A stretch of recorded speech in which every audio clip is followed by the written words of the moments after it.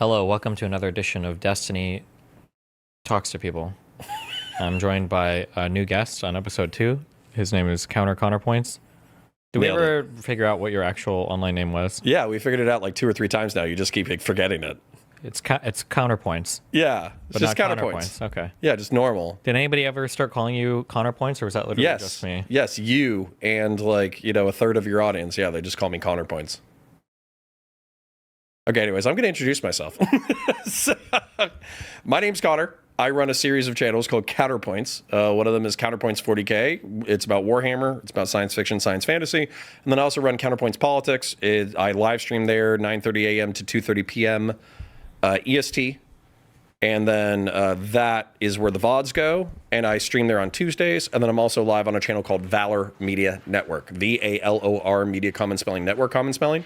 If you're interested in anything I talk about in the next few minutes, then please check out any of those channels. Is there an audio issue? I just see chat popping off for like no reason. And he's gone. He left me.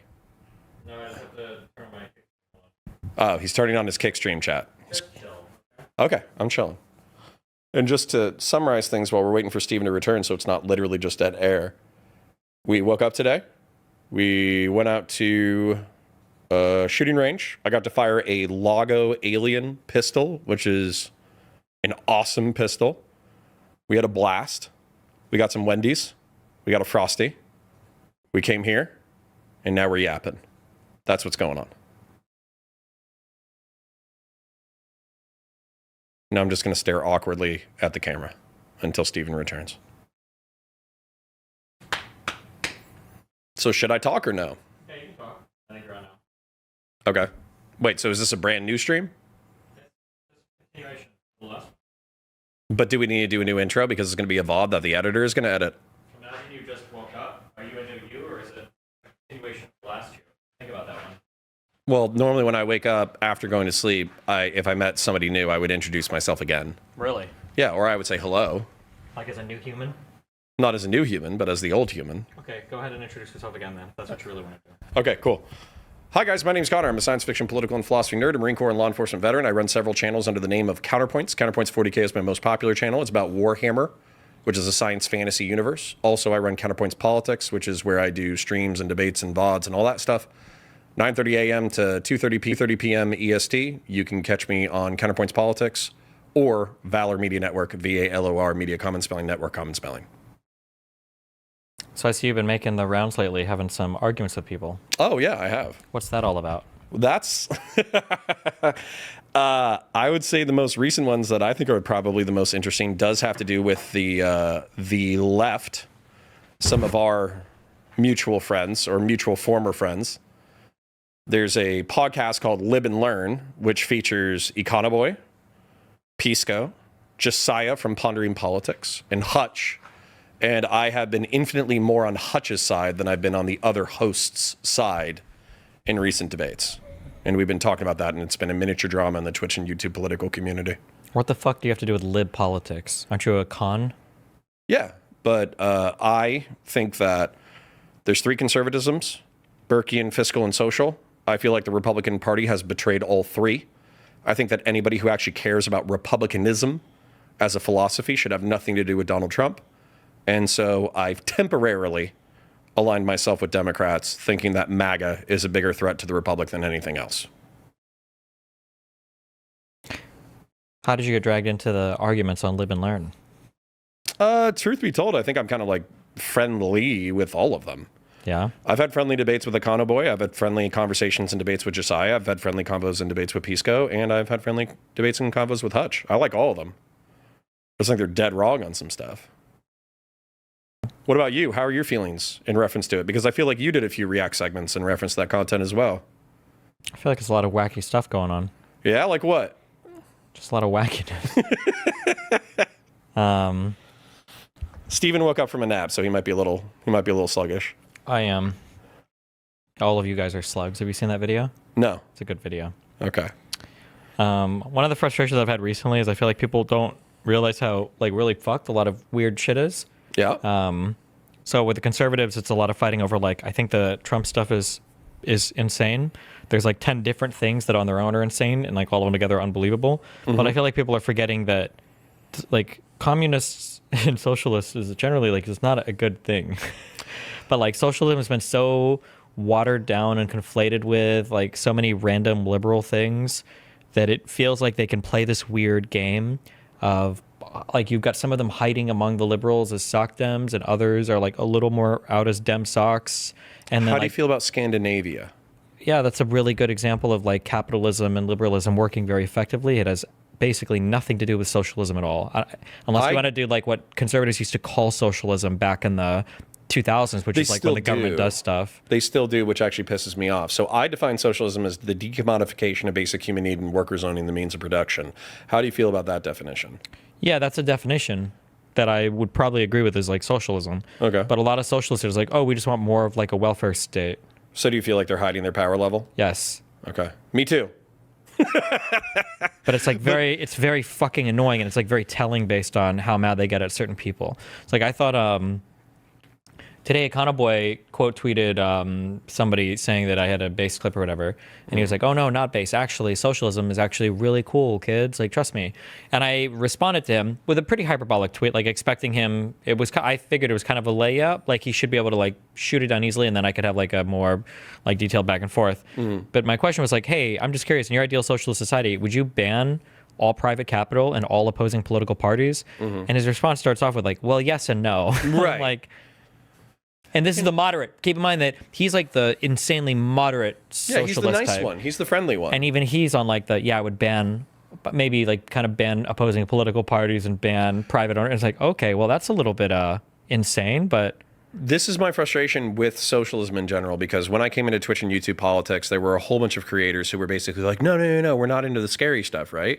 But in order to achieve the decommodification of basic human needs, so that means food, water, and shelter is guaranteed to every citizen within the country. kind and of. Workers owning And decommodified means that the government is making the choice on all of it. There is no private ownership of any of that. When you talk about decommodifying it, you're saying that the government is going to provide it for essentially for free, right? Right. Yeah. Well, and even if you had some like a public-private hybridized program or whatever, the government would obviously need to extremely regulate that in order to deliver to free to at the point of service, right? Mm-hmm. So then you're talking about vast swaths of the economy coming under government control. And then also workers owning the means of production. That means that private capital no longer exists. So basically, not only does every employee, this is like the more capitalist version, by the way, do they own a guaranteed stock in the company, but if you and I tried to create a company where I agree to work for you for a wage and I don't take stock in your company, the government has to show up and say, no, you are legally prohibited from doing that. And if you engage in this voluntary economic activity, we are going to incarcerate one of you. Yeah. And that's where the socialism becomes less friendly to me, where the state that is capable of incarcerating people who engage in free commerce incorrectly, and people like to the tune that we're talking about, and then the government that controls the basic human needs. That's the authoritarian, Orwellian, Darwinian societies that we see in China. Yeah. Or the Soviet Union before it collapsed. Yeah, it's very annoying, like how, like I don't mind people having extreme talking points. I think that's fine, but I just don't like when people pretend like their views are like ultra moderate and super chill. And it's like, no, you're talking about like a very extremely different version of the United States and probably requiring some level of authoritarianism to get there. And yeah, I don't know. It's just been very frustrating lately to see. I can't believe like all the weird cringe socialist shit has kind of like crawled back in without, any kind of challenge. Yeah, and then like all the liberals like cave into it immediately, and then I have to wonder like, are they just not aware of like how crazy it is? Like Pisco not knowing what a Marxist-Leninist is, that was like really wacky to me, considering he talks to one for so many of his shows.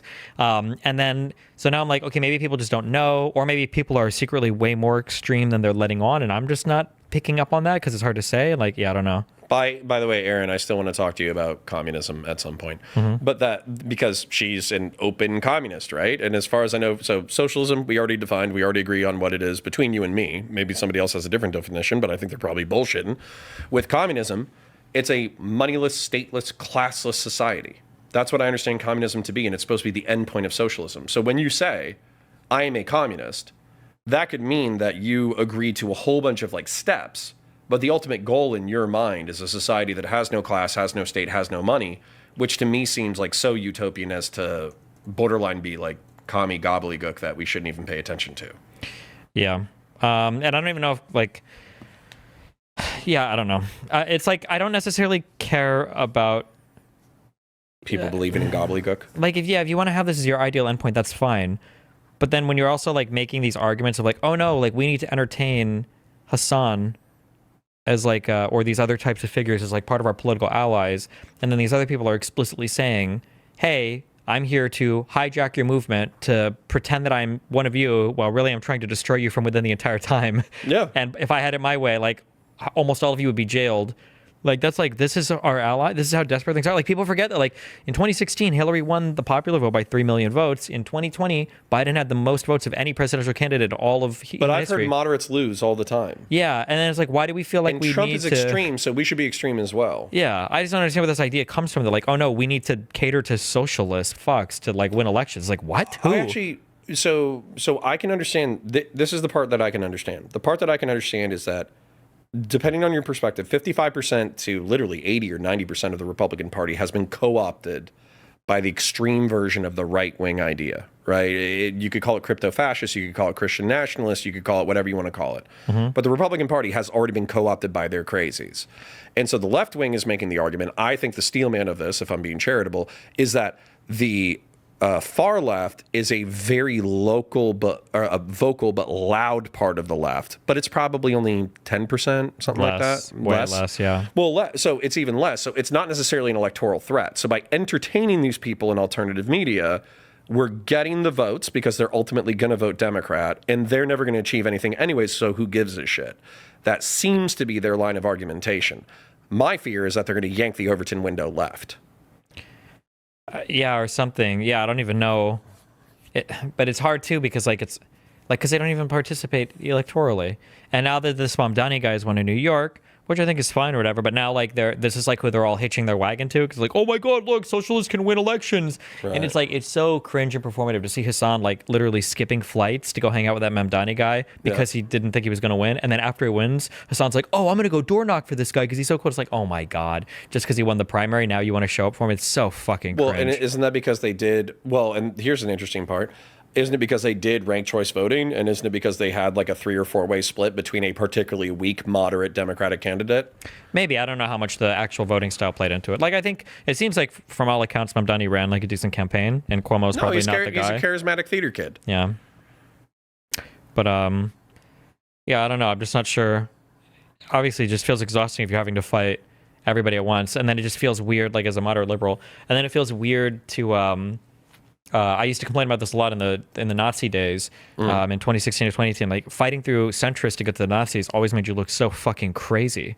And then like I remember like on that JonTron debate I did where this guy's like, yeah, I just don't understand if the Japanese can have a land for Japan, like why can't we have a land for white Europeans? And I'm like we need to make sure that we're ethnically pure or whatever. And it's like, what the fuck are we like? What are we talking about? The Asmongold clip the other day though, where he's like, we should take 0 immigrants. And if we take anybody, it should be exclusively Europeans. And I saw you got to lose your mind on that. But yeah. What's your vibes on that? Because like for me, like Asmongold isn't a Nazi. He's just ignorant. You know what I'm saying? Yeah, he is just, I think, ignorant. Yeah. Okay. And then how do you feel about the liberals? So for instance, like we kind of said that Pisco might not know what Marxist-Leninism is or the Vanguard tankies or whatever. But I would say that's one of the things. Well, I was just saying before, like having to fight through those guys to get to the Nazis before is annoying. But now it's like, now we have all these center left. Through the liberals in order to get to the tankies. The quote unquote liberals. Yeah. But then it's like now all of like the center left liberals like, well, I don't know. Maybe we should just like break bread with socialists and like tankies and shit. And it's like, what? Like these people are so unbelievably like the idea of like yeah. And it's like it's just like Hassan is literally bringing on Bad Empanada, who is known as like a crazy doxer, insane fucking person. Mm-hmm. And then like the other center left libs talk about Hassan, the guy who's like, I want to hijack your political movement and use it for my own like destructive ends. To be like, we should actually work harder with him to bring the Democrats together. Like, you guys are actually fucking retarded. There's just no other way to explain it. This is actual retardation. But I think their argument would be that it's like a considered clout, cynical thing. Where, for instance, I think there was a guy in chat who was arguing about this with Pisco, who said to Pisco, and Pisco said that this would be under consideration, that the way that Pisco or other liberals should go on far left podcasts is the way that they would go on Fox News. You're Yeah, still but gonna that's get the not big what audience. but that's not what the center lefties are saying. They're saying that these people should be our friends and allies. Which brings up another point that I'm hoping that we could break bread on, even if it just seems like an agreement fest. I think this is important ground to cover. Who do you think is okay? MAGA's a bigger threat to America right now, but who do you think hates America more, Rob Noor or Hassan Piker? Hassan Piker easily. Well, That's not even close. Yeah. but does that feel like a crazy thing to the liberals and the progressives? Yeah, I don't think they would agree with it. Is your chat freaking out about that? There's I still have some socialists in there. I'll work my way through them. Okay, but that's kind of my point is Rob Noor, he did vote for MAGA, he did some for Trump, he did sweep for all their bullshit, he swept for, he might have said oh yeah, January 6th is bad, and then swept for it immediately afterwards. But I don't think he hates the people of the country. I don't think he hates the Constitution of the United States. I don't think he hates anything really about it. I think he actually is kind of lost. Yeah. Or we could argue He's lost, not evil. They hate aspects of it that would make you say, if I'm arguing with a conservative, you hate the U.S. because you don't trust in the Constitution, or you don't believe the Constitution, or whatever. But it's fundamentally different than Hassan, I think, who would clap like a seal to see the U.S. get nuked or terrorist attacked or whatever. Sure. There's a difference between, even in the way that they approach it, conservatives, it's hard to say, conservatives are ashamed of January 6th. They try to downplay it. They try to say it was instigated by feds. They deny what they were actually there for. Yeah, it was Antifa. Yeah. And then when Hassan and them talk about October 7th, they almost speak with reverence for Hamas, or they're admiring the Houthis that are capturing. Could you imagine if a Republican is watching a video on January 6th, they're watching videos of Ray Epps going, that motherfucker is who instigated them going in. And then Hassan is watching videos of a Houthi terrorist subhuman fuck hijacking a civilian ship going, these guys are based and awesome. Look at them helping Palestine by doing a terrorist. And it's this is but you're laughing, and it's no, I'm they hijacked a ship, and you're laughing. You're laughing. No, but no, I know you're laughing for a different reason, but these other guys are yeah, but it's it's just a thing, but we're closer politically and ideologically to them, and it's motherfucker, I don't know if that's true or not. I don't know if that's strictly speaking true. Well, and this was the headshot in the line of argumentation that I heard was the Richard Spencer argument. So effectively, Richard Spencer, as far as we know, is still a white nationalist, still a segregationist, still a Nazi or whatever, but he's moderated, and moderated in some degrees, and he thinks that voting Democrat is better than voting Republican for whatever fucking reason. Sure. I have no idea, right? I think his views have changed legitimately a little bit, but I haven't followed him too closely. Well, let's just run a hypothetical where a neo-Nazi vote. Let's not even say Richard Spencer, in case there's some complicating variable. Mm-hmm. Let's say a neo-Nazi votes for a Democrat out of some pragmatic aim. And then let's say that there's some Jordan Peterson, contrarian Tim Pool person who votes for MAGA, but they're otherwise a decent human being. So I can understand saying that electorally you are enemies because one of them voted for one party, one of them voted for the other party. However, philosophically or ideologically, one of them wants to see the downside, the fucking destruction of the United States of America, and the other person wants less brown people, I guess. I don't fucking know. But the truth is that, even though this person voted the way that you voted, they're still a fucking piece of shit. Yeah, and you wouldn't try to, make an alliance with them, the KKK might vote a certain way, but you see how Donald Trump talks about the KKK, right? He's I don't know if they voted for me, whatever, right? But Donald Trump's not out here being we love the KKK. We're going to go ahead and be Let's see how that third term goes. Maybe he'll be a little bit more friendly. Yeah, it's just so fucking wild. And then yeah, I don't know. It's just so I just don't. I feel crazy sometimes because it's and then they play all these the same games that the Nazis used to play, where they're oh no, we have AOC and Bernie Sanders and they're okay, right? And it's yeah, but they're already considered pretty far to the left, especially Bernie. But also, you guys all fucking hate those people for not being radical enough. All of the leftists, and imagine you, do you think AOC is closer to me or Hassan? I think that most of the libs would say Hassan. Right? On Live and Learn. It's split. But I think that I'm not actually sure right now because the libs, or I'm sorry, the leftists that you guys all want to build a bridge with just spent the last month doing the rounds on fucking AOC. on fucking like, oh, she's an Israel simp. And by the way, there's like videos from a year ago, people screaming at her in public like, oh, you're an Israel simp. And it's like, these are the people that like AOC's not even cool with these people. AOC's probably hated by fucking like this might be the only person hated more than Hillary Clinton by the right and maybe some moderates. And like, you want to stable bridge with Hassan? And these guys like, what the fuck? Again, so I agree with you, but I feel like I have to represent the opposing side just so we're not, knocking down straw men, I guess. But I guess the argument from them is that these people are incredibly vocal online, but they don't have much of an electoral impact. But I don't know if I buy that. I kind of used to say that, but like, damn, like I said on stream, we looked up those Dearborn, Michigan voting numbers, and whoo, it was like a 40-point drop from the last election. It was fucking crazy. I was like, wait a second. These must not be the right numbers, whatever. It was like 68 points for Biden in 2020, and then for Kamala in 2024, it was like 25 or 30 points. It was like insane. Which, by the way, I can understand that if you had a Democratic guaranteed win, and then you wanted to do a protest vote within that framework in order to say, hey, I don't approve of what you're doing, that would be one thing. But when the general elections are being decided by tens of thousands of votes, and you fucking lose, in what world was Trump ever going to be better on Gaza, Israel, than Kamala? Ever, no. None. And yet there was like, I don't know if it was Cenk Uygur, but it was definitely somebody like Cenk Uygur who was like, I wonder if, Trump is going to outflank Dude, Kamala. don't shut the fuck up. Don't say that. Oh my God.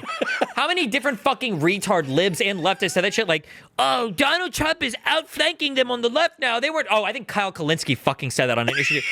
Donald Trump is going to be outflanking the Dems. Like, oh my God. It's actually the most unbelievable. Like, Trump's dick is long enough to wrap around these guys' neck and choke them to death. That's how fucking retarded these points are. I couldn't even fucking believe this. Holy shit. So the Kyle Bridge isn't getting built back anytime I can't do it on the... unfortunately, I don't think I can overcome the... I feel like Palestine and Israel, it's the place where all intellectual thought goes to die. Holy shit. It's just the worst.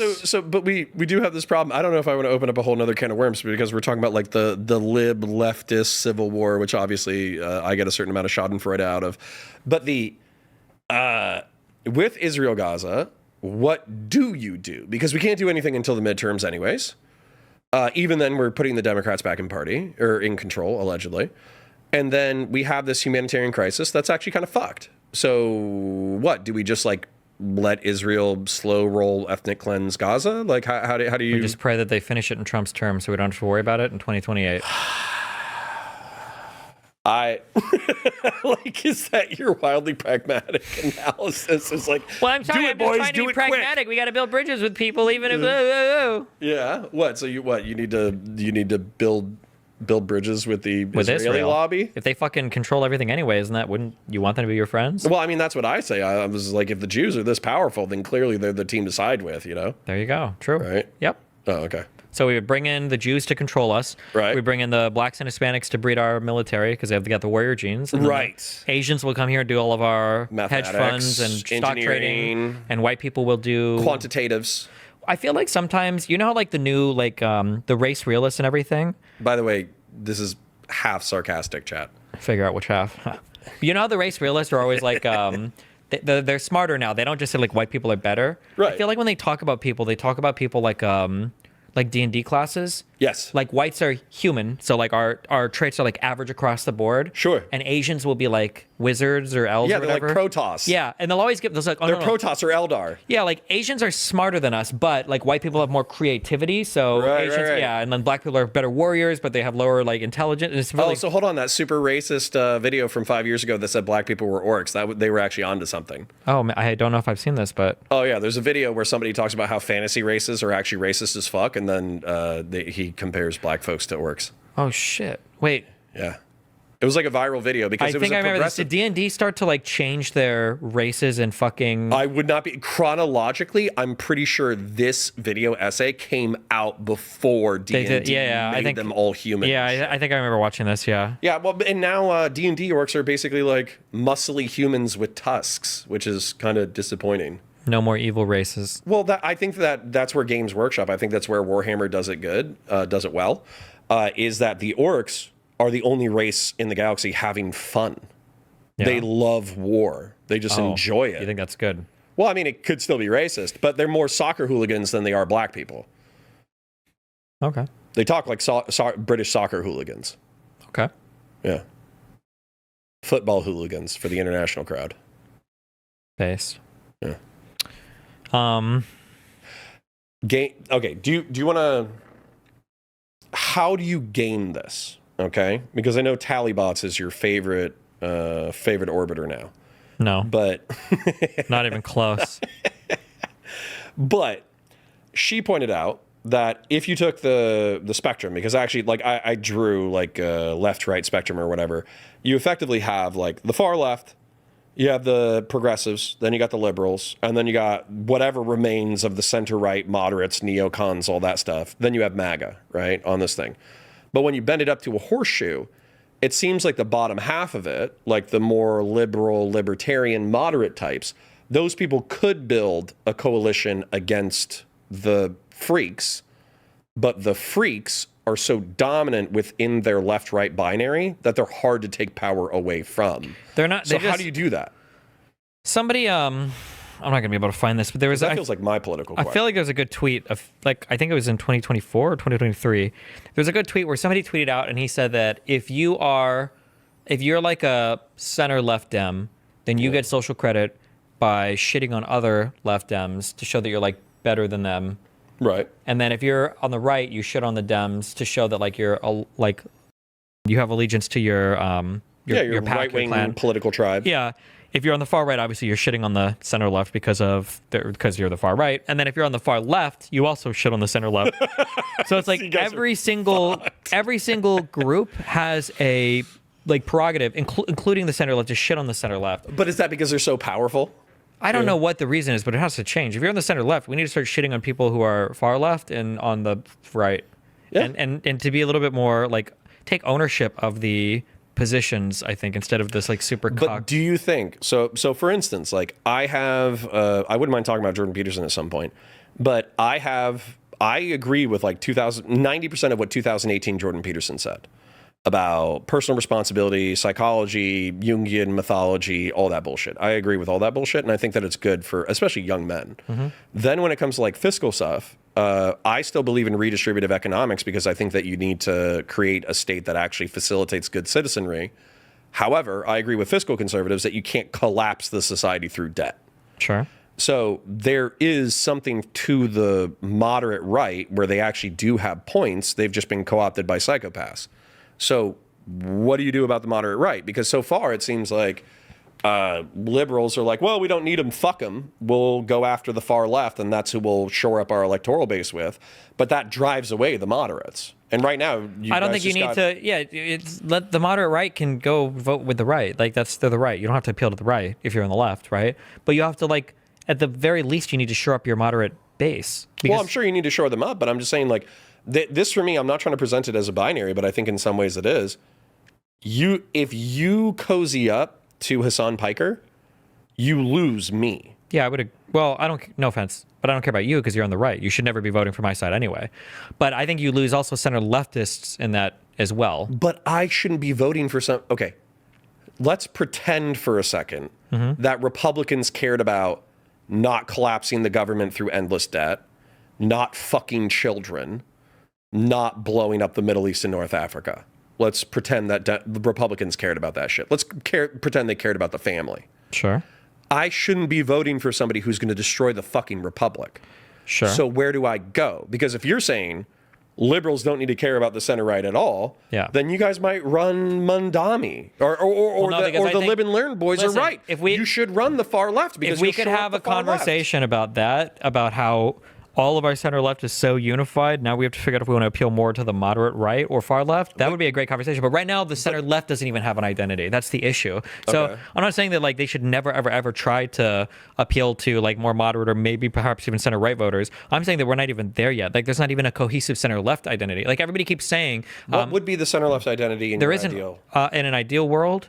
Yeah, because shouldn't it just be mixed economy capitalism? Somebody would take a time machine and liberalism? They would pull back Biden in his prime, 60. Okay. When he was 6 years old. Back when he was still hanging out with KKK guys? But it's still friendly with the blacks? Something like that. It would probably be some hybrid fucking... Clinton, but he doesn't have sex with kids? Like a Hillary plus Obama plus Buttigieg plus... plus AOC-ish, but like more what- left than they were before. Yeah. What is that? What's the sales pitch? Because oftentimes when I hear the far lefties, if we're talking about the vanguard and the live and learn criticisms of the Democratic establishment, the Democratic establishment is viewed as corporate, doesn't care about the working class, doesn't care about workers' rights, doesn't care about the people who are suffering in the United States, and effectively all they do is they just play kick the can with America's problems. Yeah, I think that the ideal version of the center left is something to do with the abundance book. I think the ideal version. I love the abundance shit too, but then everybody tells me that I'm being co-opted by. That's because most people criticizing it are the far lefties, and they pretend they're not, but they're far left, and they're giving socialist critiques of it. But like the ideal, I think, is to recognize that the United States of America has created more wealth than any country in the history of the planet. It is on an unprecedented level. We have so much wealth here, but we need to figure out how to get it around to everybody more. Yeah. And that doesn't necessarily mean like tax the rich and take all their money, but it means like we have to go back to being able to build things that we're proud of and happy of, right? I'm riding a train tonight. A public transit system. Our infrastructure is like embarrassing here, and I don't mean that in like our infrastructure, like the broad whatever kind of way. I just feel like we don't really have much cool shit in the United States that like what like if somebody's coming to the U.S., like what would you brag about? Like, oh my God, you got to see the Bass Pro Pyramid. The ball in Vegas. No, I mean, like, but unironically, actually, the ball in Vegas is actually it's a cool idea. Dope. It's a cool thing, but like, why don't we need like more of. We need more cool shit that we're like, oh my God, it's so awesome that we built like like when people talk about like the bullet train in Japan and shit, why can't we have stuff like that here? We should be able to do stuff like that. We should be able to do cool shit. I don't just mean public transport, but I mean like anything like cool monuments. But Elon Musk is the only person who talks about shit like that. Yeah, I know. And it was somehow he got fucking sucked away into the crazy world too. But yeah, like electric cars and the rockets and everything. I think a lot of what Elon, the businesses. I mean, Starship's dope. Yeah, moving I agree. That's cool shit. Pounds. That is cool the world shit. in 90 minutes. Catching the rocket and everything, I think is really fucking awesome. Yeah. Oil rigs. Yeah, we need to go back to recognizing that we have cool shit. Yep. The B-2 bombers are very cool. Yep, B-21 Raiders. We need to recognize we have a lot of shit here. It's not just a depressing hellhole. We were talking about this earlier. Yeah. I was reminded of a happier time. I watched a wonderful movie called The Devil Wears Prada. Oh, I was wondering where you were going with that. Okay, yeah, okay. And it reminded me of like how the biggest Stanley Tucci? The biggest stuff that we were obsessed with in like the 90s and the 2000s, it was like, oh my God, we have all these stable jobs with all this income and wealth, and we're so bored and purposeless in life. We have nothing to do. Fight Club. I don't know if I want to peek out the mic, but I was like, the whole plot of Fight Club is like, I have a stable job and high income, and I'm so fucking bored. Let's destroy everything. Fuck. Yeah, and that was like the theme of that generation. There were so many movies based on this on this concept, and it's like it's not like that. God, I love that. That wealth didn't disappear. Like we still have like a ton of stuff like this, but for some reason we just aren't recognizing it. So we need to like take credit for what we've done well, and then focus on doing some stuff better, and like help people that are poorer and. Well, hold on. So, but then. The argument, because bear in mind, hi LB, if you watch this, hi LB.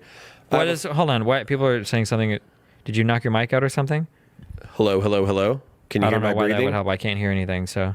You can or cannot? I can't. I don't have headphones on. How could I fucking hear you talking right now? Okay, well, can they say that they are hearing me or not? Can they say that we're good? Can they give us a thumbs up or some sweeping emojis, perhaps?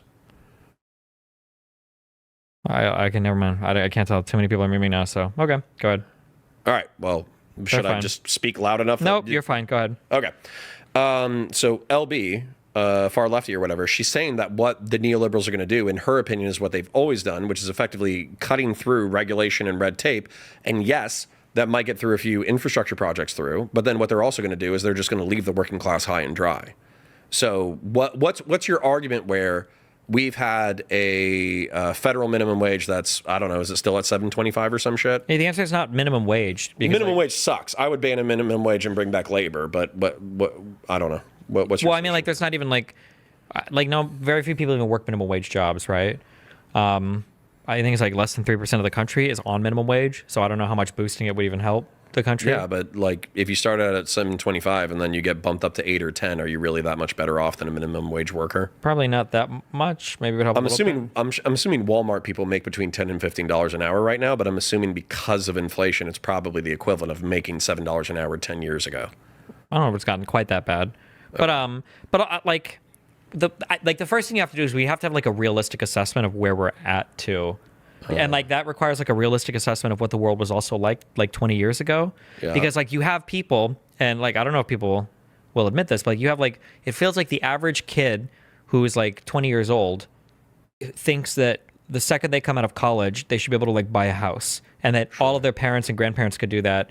And it's like, no, this was like, well, so okay, maybe you can actually hit me with some facts and logic. Yeah. But in the post-war economic boom, weren't our grandparents' generation or parents' generation, depending on how old your parents are, didn't they have a decent opportunity to buy a house, buy a car, and support a family? Not with really, either no. 1 or 1.5 incomes. no, it's like you can look at like every number and everything. It's just like a total myth.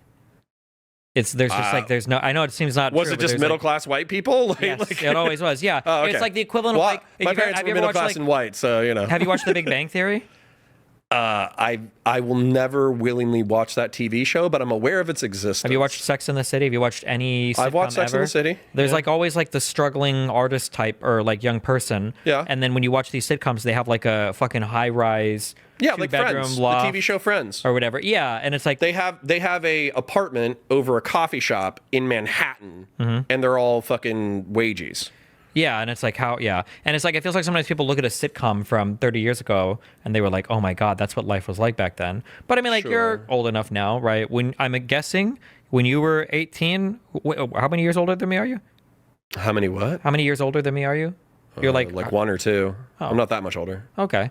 I'm 36. When I I look was substantively older, but no, I'm that's not. okay. You don't.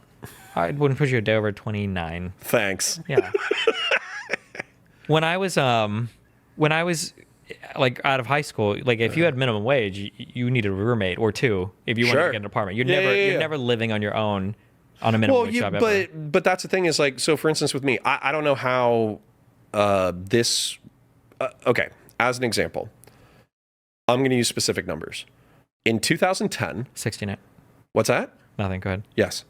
In 2010, Yeah. I was making 10 to $12 an hour selling cell phones for an AT&T franchise store. The corporate people made better money. I made shitty money. But I was able to get a roommate, and I think my rent was $1,200 a month. And then I had one roommate. Okay. And 1,200 total. You split it. Total, 600. and we Okay. split it. So we were spending 6, 7, maybe like 8 with utilities, right? Mm-hmm. Then I got a very cheap car, which was $200 a month. It was a Nissan Versa, which was only $10,000, so it was $200 a month. And then my insurance was only $200 a month. Add in cell phone, food, alcohol, all that kind of stuff. Anyway, so I could get by on effectively $10 an hour, and I did survive my college years. However, what I would say is, at least what I've heard, is that some of the rents in the same places that I used to stay in, $2,000 a month, $2,500 a month, and that increase in 30 to 40% in living cost. If I was making it 10 to $12 an hour, I would have been fucked. I would have done nothing. Like I basically would have gone to work and come home. And I think that's what a lot of people are pissed about when you're talking about, at least what I hear from the working class, is effectively you're just expect to work, go home, work, go home, work, go home. And that's all you're supposed to do. You can't save for a kid. You can't save for a down payment for a house. You're always a bill behind. You're always 30 days late. You're always something. Something's going wrong. I feel like there's like a conflation of a whole different here because it's not like you mentioned like I'm saying being working class fucking sucks. That's what I'm saying. yeah, sure, but then like the things that people mark to say fucking sucks, like what you just brought up there at the end about like like having kids, Not like wealthy people are having all these kids and like poor people. Well, this is my advice to fucking working class schmoes who say that they can't fucking pay their bills. I say just be poor. Have kids. Who gives a shit? It's fucking amazing. I love having kids. Yeah. Are you banning someone? I don't know why people are saying my mic is being weird. Your mic now. I guess, yeah. How Can do they you do hear you? What's the stressed guy emote? How do you type that in chat? Stressed guy emote? The guy with the forehead who's going like, I don't know. Type in veins. I don't know, bro. I don't use emotes. I'm a boomer like a motherfucker. There's no way I can like click on my iPad to tell me the emote name. Oh, it's don't say it. Thank you. Oh, are they doing don't say it because are they agreeing with my brokey takes, or are they agreeing with No, your because Richie Rich the takes? mic is cutting out, and they're like, "Don't say it," and it's like, just say something if it's cutting out instead of spamming the retarded fucking email. But that's okay. I just nuked them all. So, You just fucking smashed him out of chat. yep, get fucked. All right. Well, the point is, okay, so you're saying that we need to differentiate some points. Okay, so let's differentiate some points. So like, it's not like women that are making a ton of money are like, "Oh my god, I'm gonna go have a kid," right? They just like don't, right? Sure. And then you bring up the like, "Oh, it feels like people just have to work and go home and work and go home," and it's like that is true, but I feel like that's what a lot of people just kind of like want to do now. Like, if they don't want to go out and do anything, they just want to go home and go on their computers or their cell phones. I only disagree because I have been given the privilege of like a little bit of extra cash, and that extra cash I've turned into side hustle shit. Okay. I bought equipment for YouTube stuff. I bought a 3D printer. I bought guns. I bought ammo, all that kind of stuff. Like the kind of ammo that you and I buy, I've loved firearms my entire life. But the truth is that a cheap firearm is $500. A cheap, reliable firearm is $500, and then ammo is 50 to 100. So if you're talking about actually training with a firearm, you're talking about 50 to 100 bucks a month, and some people just don't have that. So that sucks. Sure. I guess the problem is that I just don't think that if you everybody get an extra $100 a month that they would all be picking up hobbies. I don't think that's exactly what's going on. It doesn't seem to be the case. Like it doesn't go up in the day Okay. What do we look for? We were for instance, I thought about the 8 on it with the concept that black two per that is a country. It's happened to be in the black and so Yeah. okay. So between the class and the class. So middle class are relatively good. This may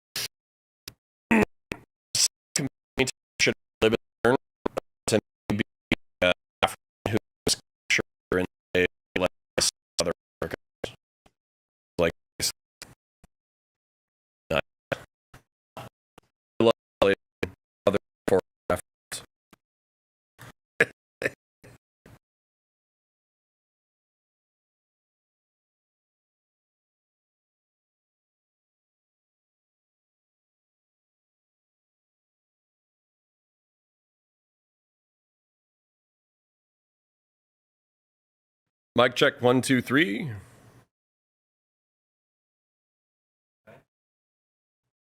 There. I am an African warlord who helps enslave other Africans. There you go. You're good. Jesus. Are you good? I'm always good. Should I try your microphone? Should I try to speak into your microphone? It's fine now. It's fine. All right.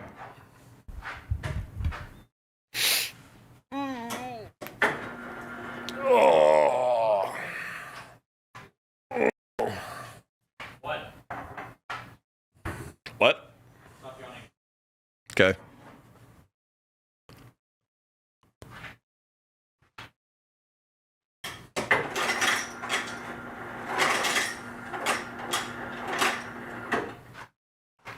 Do you feel in charge? Do you? No. Okay, where were we? I think we were just talking about how bad it sucks to be working class or middle class in America. Oh. I just don't. And you were saying, suck it up, buttercup. People have this it thing where sucks to suck. they romanticize the fuck out of the past, and it's just not as romantic as they thought it was. Sure, I like air conditioning. I like large screen televisions. Yeah, but not even that. Just that, like, not everybody could afford a home. There's this myth that a single man working a full-time job could have 3 kids going to school with a wife at home and 2 cars and a nice house. And like, some people could, but those were exceptional people. That was the norm. And I think people think that that was the norm in the past. Tell you, it's a narrative that I've repeated. I used to as well, a lot on my stream. But then I looked up the home ownership. Wait, why is this happening? Are we assaulted again? The mixer's being weird. It's just Okay. my audio interface. What are you doing, Connor? I'm not doing shit. I'm not doing dick. Should I? Hello, hello, hello. Wait, are you sure it's doing it? I don't know shit.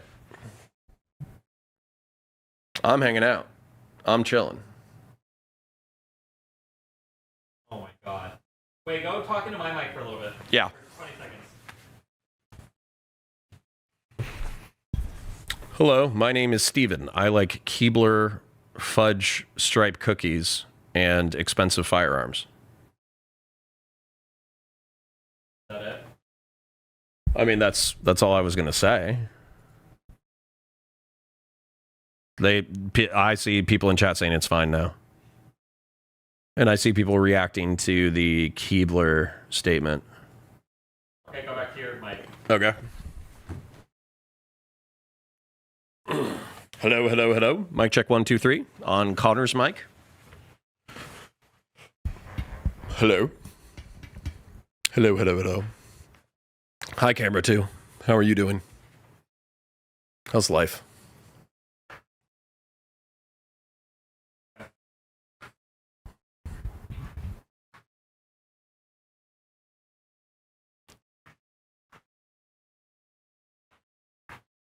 Are we okay?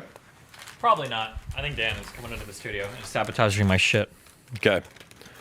Well, if nobody's criticizing the audio issues for at least the next minute, Go ahead. the narrative Sorry. is that we fought World War II. Yeah. The rest of the industrialized world was destroyed. The United States was in a unique position to provide goods and debt to the developing and developed world. We did so in the middle of the century, and as a result, there was a shitload of jobs that paid well through the middle of the century. Then what happened was, because there was all this generosity related to the New Deal and also just the standards of living related to the middle class, that lasted till the 70s or 80s. And then when we experienced like stagflation and some economic stuff, fiscal conservatives like Reagan introduced, deregulation. And so the deregulation was really good for a short period of time because it loosened up a bunch of capital. But then also the haves became incredibly wealthy, and the have-nots got incredibly fucked. I think people That's thought the that post-war narrative. the post-war stuff was so cool, but that's because we were literally coming out of like the Great Depression and shit. Well, it could have been a fluke of human history. Well, no, like compared to like Great Depression era, Yeah. well, it was good. Yeah, because you had a house, and you had a car, and you had a job, and you were And you able to weren't feed your dying. family, and you weren't dying. Yeah, sure. But at the same time, like, is this the best we can do? Is working No, we can do better. But I think sometimes people take for granted the cool things that we have, Sure. and they want to do everything that Europe is doing, but they don't want to have a European style of living. So like everybody's like, I want to have good public transport and socialized healthcare, And But I they don't also want to pay be able 55% taxes. Yeah, and yeah, that nobody wants to pay taxes. Sure. Because, like, for better or for worse, the bottom half of this country basically doesn't pay much at all in terms of taxes. And people don't realize, There's a problem there. when you go to like Scandinavian countries and shit, if you earn 40,000 euro a year, you're paying like 15,000 euro in taxes, like for real. Not like this is all my taxes and all of it gets deducted because of some standard deduction. Like everybody in those countries is paying taxes. And in the United States, if you make less than like 60,000, you're not really paying much. If you're making less like 30,000, like you're basically paying nothing in taxes. But so here's my question though. Is that a function of, okay, we're being so generous, or is that a statement that there's no meat to cut off of this bone? No, it's just, people just need to realize that you can't have everything. I don't want everything. I just want my kids to go to a decent school. That's fine. And I want... That's fine. You just need to be cognizant of that. Well, I'm just saying that, like, you can't have all the cool socialized shit and all the healthcare and everything else, and also still, like, I want to own a house when I'm 25. In most places in Europe, at least in any big cities, nobody's buying homes until they're like ready to retire and leave. Like if you're living in any of these big cities, you're not like hoping to get a home. You know? Is that a function of the like high tax stuff, or is that a function of their urban density and other issues? I don't care what it's a function of. I care. I'm just saying you can't have all of it. You have to pick and choose.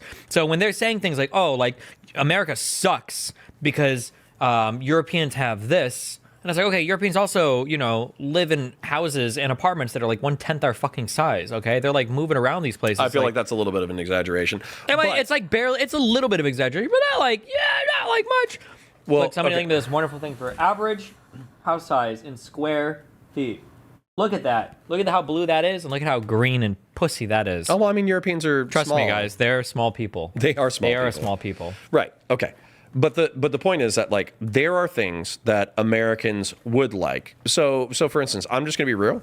I pay for my health insurance.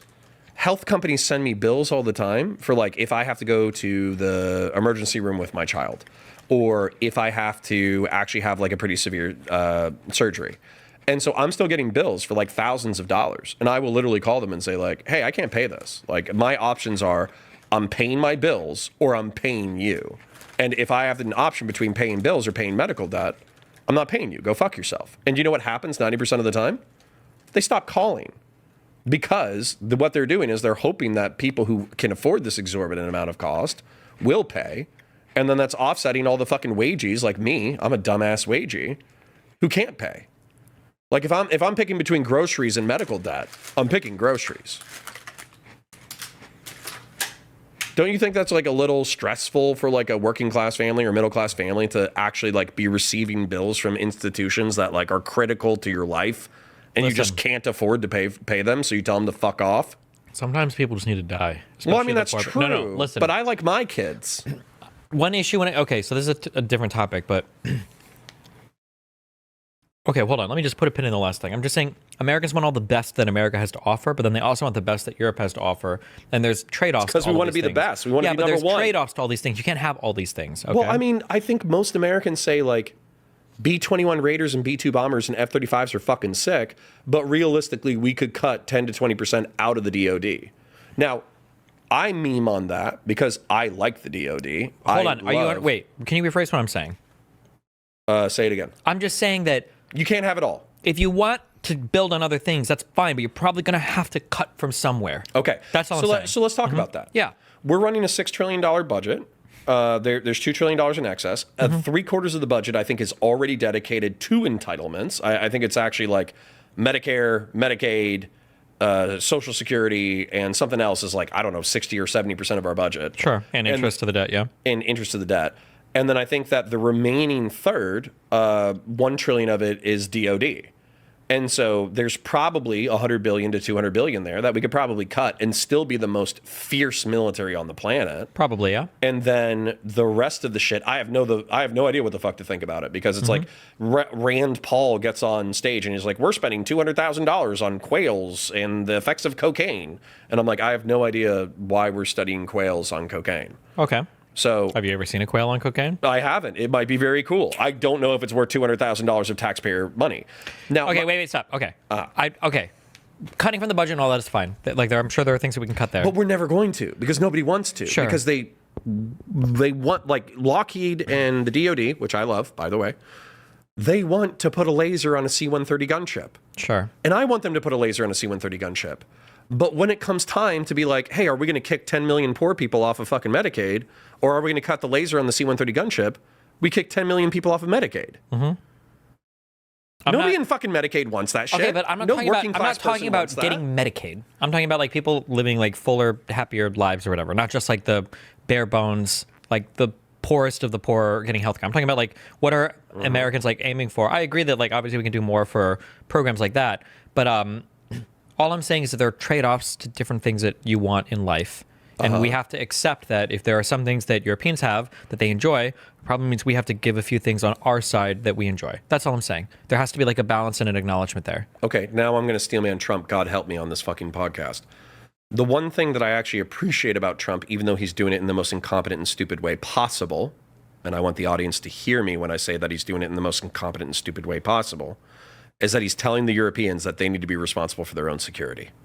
That's one thing that I fundamentally agree with. Okay. They're modern nations. They make billions of dollars. They have their own budgets. They can run their own shit. They have peer technology to us, and we'll always back them militarily. But up until the Ukrainian war, most of these countries were not running 2% for NATO. They need to be running that, and we should be able to take our foot off of the gas when it comes to European security. Europeans should handle European security. Sure, maybe. Although, I mean, there's pros and cons to us being like kind of everybody's dad when it comes to security stuff. I like right? being everybody's dad, but can we be like, I don't know, like the chill dad? Sure. Okay. What were we talking about before? You wanted to go, another problem is that like Americans want like the latest and greatest of everything too. Sure. And I think that contributes to a lot of high costs and stuff, but we don't take any, we'll get all the cons of it being more expensive. We'll complain about it, but nobody will acknowledge the benefits of any of it. So you brought up like healthcare earlier, sure, right? And my go-to example for healthcare is always going to be insulin. People will constantly talk about how expensive, products for diabetics have gotten, and then they will point to the fact that insulin was, released off patent, or it was never even patented when it was first discovered, like 7,000 years ago, and that's true. But the insulin that existed back then was dog shit, pig insulin that sucked ass. It was horrible. Okay. The insulin that we have now is 1 billion times better, and it's more expensive. But people will complain about the cost of it, but they won't give any credit to any of the benefits. So we get locked in this world where our standard of living is increasing, but people are still complaining about fucking everything. And it's like, why can't we be a little bit grateful for any of if we can't take credit for anything that we do well, and then we just shit on everything for being too expensive or whatever. Look at consoles and video games are a really great example. Yeah. The fact that video games are still $60 a piece. Do you see the budget for the GTA some of them 6? Are almost like a fucking. Well, I don't know about GTA 6. This is almost like a GDP of a country. I think it's plural billions. Am I crazy for saying it was over 100? Hold on. I know there's this game that's been in production for like a decade. Okay, sorry, hold on. Star Citizen. I'm thinking the hundreds of millions. Okay. Yes. The budget for GTA 6, the real budget is $1 to $2 billion for GTA 6. Yeah. That's insane. Yeah, but dude, that's kind of where for me it's like Grand Theft Auto 6 is sick, but what the fuck? But hold on. So what is your point with? My point is that when we bought awesome what I'm saying is that anybody denies that we have everybody denies that bullshit. Everybody says everything sucks constantly, right? People complain about for video games. They complain about DLCs. The game sucked today. Blah blah blah. Right? So a long time ago, right? So did you ever play any of the Final Fantasies? No. Final Fantasy VII's budget, adjusted for inflation, apparently, would be around $60 million. Okay, right. That game cost $60, I think, to buy at a store. Sure. And GTA 6 will cost $60 probably when it comes out. But bro, I don't give a fuck. This is also another thing, though, is Rockstar can do what Rockstar does because they've created a successful franchise over the past 2 or 3 decades. But I'm just going to tell you from me to you, I don't give a fuck if my beer bottle fizzles inside a video game. I don't give a shit about that. I want a good story, a good plot, good narrative. That's fine if that's what you're saying. I'm just saying that we're getting so much more. Nobody gives credit for anything related to how much more we're getting, and then people are just complaining and saying everything sucks. I don't know if I agree with you. Okay, so I agree with you that in general, because of social media, there is a pall on America where we are constantly not only self-criticizing, we are nihilistic about the achievements of the modern world. Yeah. And also, it pays to be nihilistic because you're effectively like a doom cult prophet. This is something that I actually believe that Hassan Piker, Nick Fuentes, and Vosh all do, is that they're effectively like high priests in apocalyptic doom cults. Okay? So Hassan Piker is selling the revolution. Nick Fuentes is selling segregation and establishment of a Christian theocracy. Vosh is selling American collapse and the establishment of like anarcho-communist communes. That's how they're selling their message, is through doom and gloom. So I'm not going to admit that, or I'm not going to lie that there's definitely that part of American culture. However, don't we also recognize good art? Didn't you almost fucking cry when you saw whatever that fucking Korean movie was about everything, anywhere, all at fucking once, or whatever the fuck? Don't we praise like the new Batman and shit? Weren't Marvel movies before everybody got cynical? Wasn't everybody praising that shit? Do you feel like that? Do you feel like that is the overwhelming amount of the culture right now? Is No, we of are course praising. not. Okay, because everything they were saying is great. But I feel like most people, if you'd ask today, would say like, "Oh, the United States is fucked. We're a third world country. We don't have anything. All of our citizens are suffering." Weirdly enough, I hear that from upper middle class white people on the right, always. on the right wing. Yeah, but it's like Well, that's because they see Hispanics at the grocery store. sure, yeah. But do you see the issue where it's like we can't take credit for any of the good things we've done? We constantly shit on everything this country's doing, and then we're saying like we need to be more like Europe and everybody else, and it's like we're not even willing to give up what we have, but people don't even realize what we have, and it's just like everything is like it's like you're in an unwinnable situation. You can't even understand the world that we're in before we're starting to say everything sucks and we need to change it all. Okay, the only reason why I'm pushing back on you in the slightest is because I agree that this is completely like on. This is very common, especially on social media, especially in public conversation. Even when you're talking about like bars, go to the bar and chat shit with your friends, they'll be cynical about a lot of stuff. However, I think this is a product of social media, and also I think it's profitable to be a cynical piece of shit.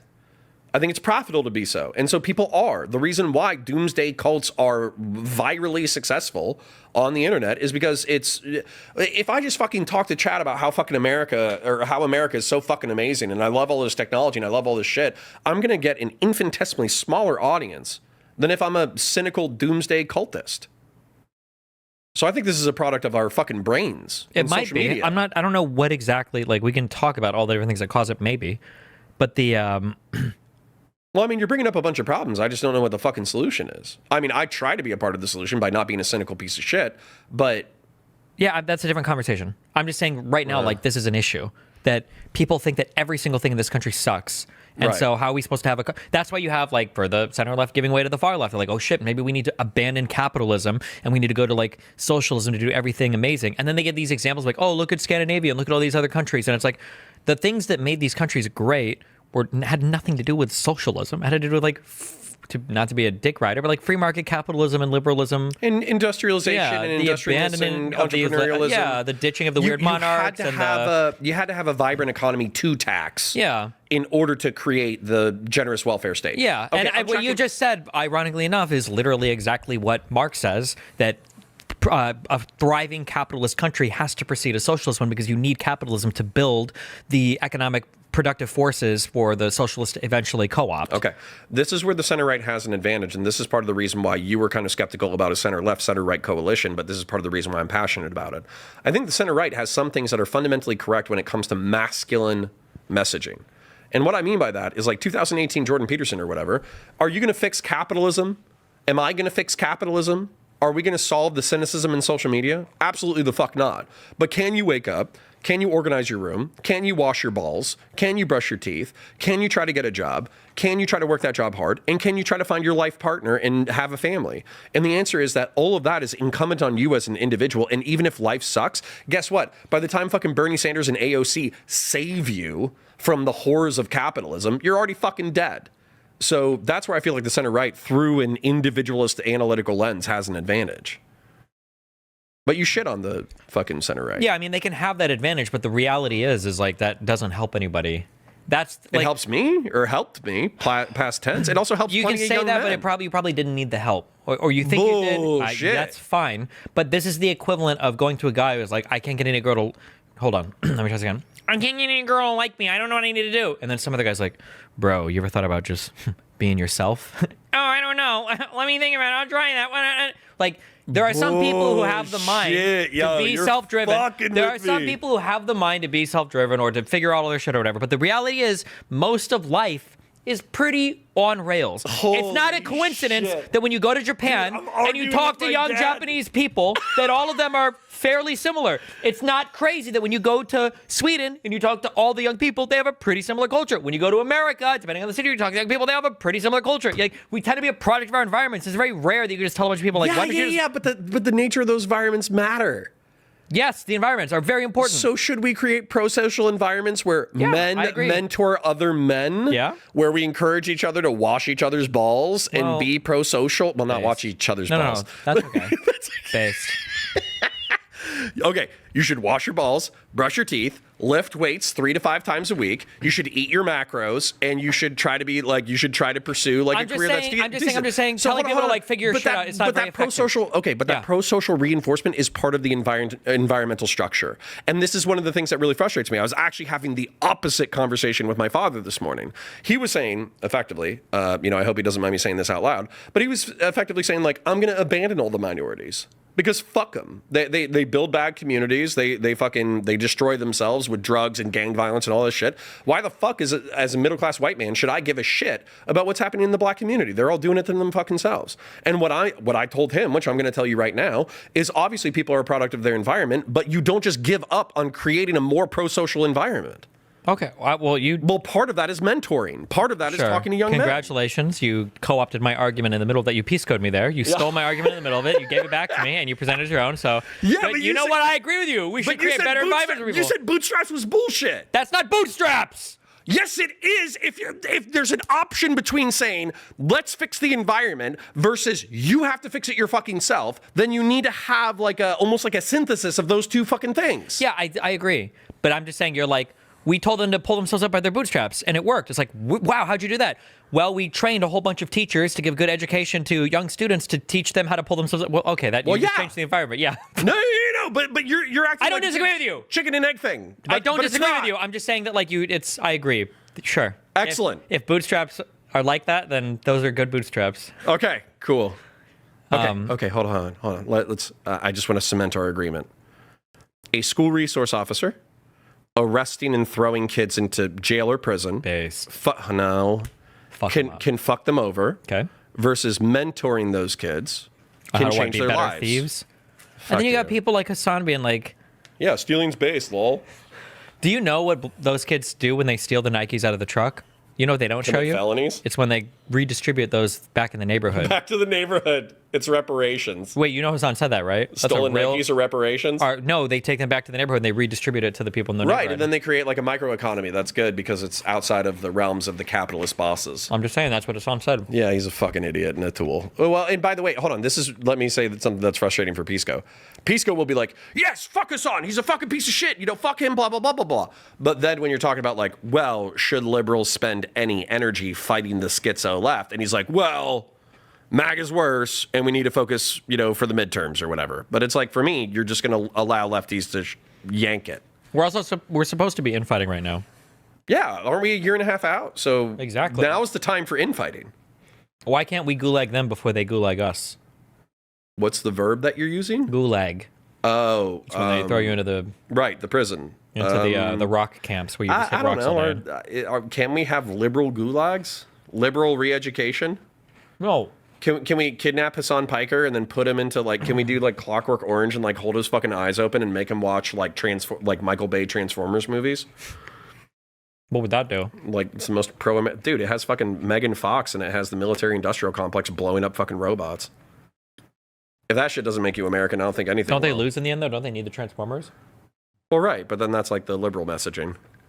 Is you have to tolerate the aliens. Because they're immigrants. Right. Like Superman. Yeah. Did you watch that new movie? No, but what's cool though is Ben Shapiro took a shit on it, and then everybody was like, okay, this actually means it's good. And then Tim Pool saw it, Phil Labonte saw it, and somebody else saw it who would normally have every reason to hate it, and they loved it. They thought it was great. Okay. I haven't seen it yet. Wait, have you seen Michael Bay Transformers though? Yeah, duh. Have you seen Megan Fox?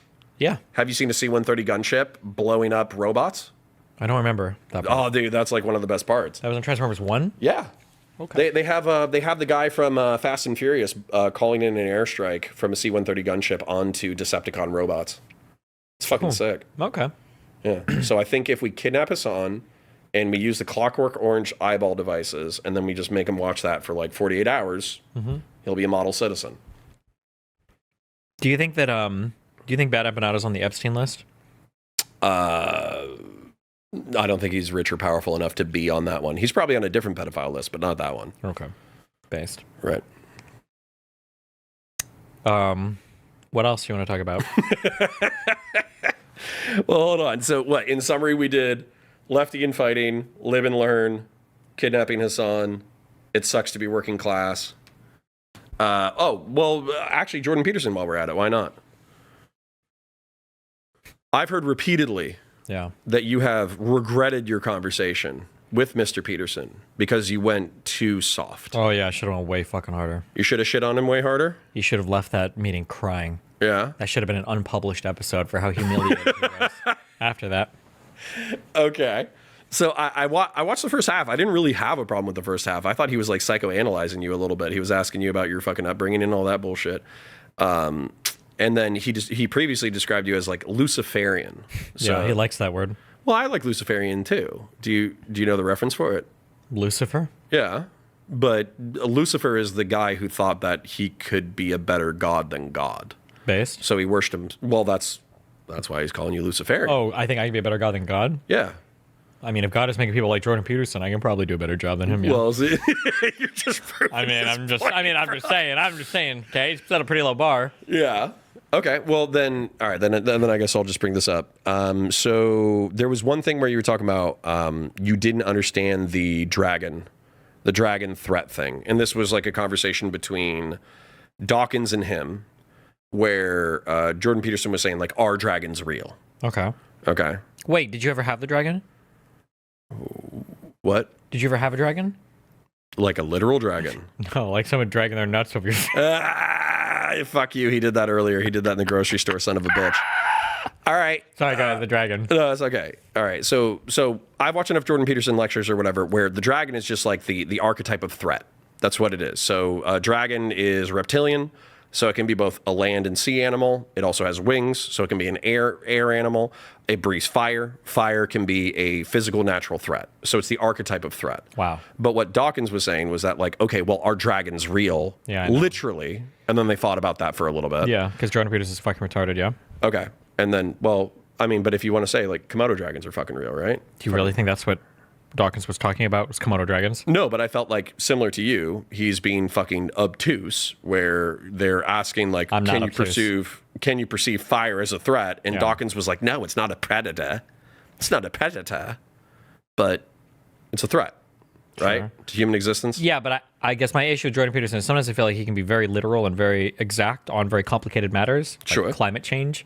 But then when it comes to, like, do you think dragons are real? Like, he should be able to say, well, no, I believe in archetypes and blah, blah, blah, blah, blah, but obviously an actual dragon is not real. Like, he should be able to say that. So he should be able to differentiate between mythological archetypes and literal reality. Yeah, like, did Jews leave Egypt? Like, did he not answer that literally? I think Alex O'Connor got him to. It just took like 30 minutes for him to finally fucking answer it. Which, by the way, there is evidence of the Jews leaving Egypt. Well, just not 40,000 of them. Oh, maybe. Yeah. There was no evidence for like the Moses Exodus. There's no anthropological or archaeological evidence for the Moses Exodus, but there is like a written record of Semitic people leaving Egypt around the time of Tutankhamun. And so the actual archaeologists or anthropologists, to the best of my knowledge, correlate the narrative of the Exodus around 1200 before Christ. Okay. Yeah. What about it? Where are we going with this? You were talking about Peterson. I just had an opportunity to talk about history, so I just did it. Yeah. Was that all we were bringing up about Peterson? You brought up Peterson. You wanted to go there for some reason. No. I guess the Peterson thing is like I just feel like a lot of liberals are like, there's nothing of value to religion. There's nothing of value to mythology. It's all fucking hoodoo voodoo bullshit. And anybody who likes mythology or Jung or whatever, they should fucking kill themselves. Actually based. Can I take a 30-second clip break? Sure. My number one fan. Do you know who Isabella Moody is? Yeah. Really? Wasn't she? Isn't she a conservative? I think so. She made Isn't she a conservative alt media pundit? video clip for me. Hold on. Yeah. Let me say this for the Jews in the back, okay? Rape jokes are always funny, and if you're a man, and you disagree with that, then you're a simp cuck beta ass bitch. Like, you probably would get plowed by Destiny, who's like a gay cuck bitch himself, right? And if you're a girl that gets offended by that, then I don't know, go scissor a bit. This is not feminine. I need to stop. Curl, hit me up. I'm tired of that shit. Are you friends with Isabella Moody? No. Say this. Okay. Is she a conservative alt media commentary person? I don't even know who. She did a show with, was it Luke Beasley for a little bit? Did she? Yeah, as like a liberal. Oh, is she married to the fucking twink? She might be. I don't know. Okay, if I'm thinking of the right person, Isabella Moody is in like a fake conservative relationship where she pretends that her twink boyfriend bosses her around all day and he tells her what to do, but it's pretty obvious that like when the cameras go off, they have a normal relationship because there's no fucking way that this fucking twink is arguing like with Isabella is like probably what, like fucking Italian or some shit. Jesus. There's no way you're yelling at an Italian woman all fucking day and telling her what to do. She'll fucking kick your teeth in. Okay. Yeah, I mean, I haven't seen her husband. I think I saw her husband like off frame or they did like a thing or something, but I don't remember. Yeah, was that because like I think Luke Beasley was trying to do a collaborative show where he was hanging out with them, even though they were schizophrenic conservatives. Something like that. Yeah. Yeah. Okay. Jesus. What? She just does a lot of. I think she just like rage baits. This is the caption. You don't have to read that out loud. Don't worry. Okay. Well, right, but that's. Okay, but that's kind of my point is that there's this entire like media ecosystem of people. Was she saying that like rape jokes are always funny and she thinks that if you don't think rape jokes are funny, then you're a beta cuck soy bitch? Something like that, yeah. Okay, so here's my problem. Wasn't there this... Oh my god, I just thought of my next... Go ahead, sorry. No, I mean, if you have something, go for it. But... No, I can make a rape joke. Oh, okay, cool. It'll just involve... Me? No.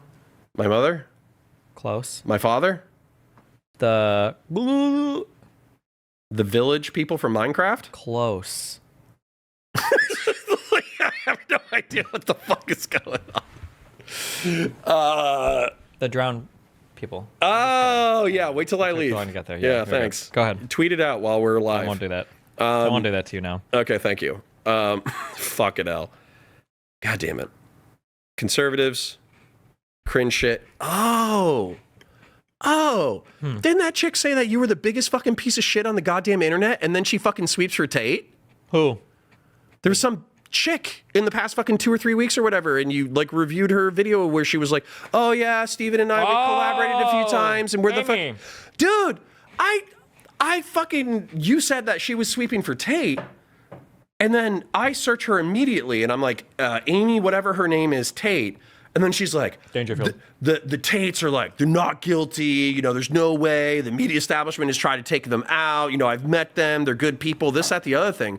And I'm just thinking to myself, it's like, she's calling you out on your shit. The fucking Tates have openly admitted to sex trafficking people across the fucking continent. But the Tates They've been are based. charged for fucking physical abuse and The fucking Tates are based, rape. though. Haven't been convicted yet. What the fuck? That's crazy. I need to keep up. No, but how do you... Dude, like, I'm just saying, like, that the reason why that's so fucking mind-blowing to me is, like, what the fuck does this have to do with conservatism? What about before your parents lost their minds? In the 90s, if you asked them, hey, Fox News is thinking about hiring a guy, but he's currently under suspicion of sex trafficking women to Romania and beating them and raping them, what do you think? What do you think your parents would have said before they lost their fucking minds? Probably not okay. Right. Yeah, I think they would have cried. I think my parents would have been super fucking upset. They were pissed off that Bill Clinton got a fucking blowjob. Yeah. So what the fuck is this shit? Why is this conservatism? Yeah, I don't know.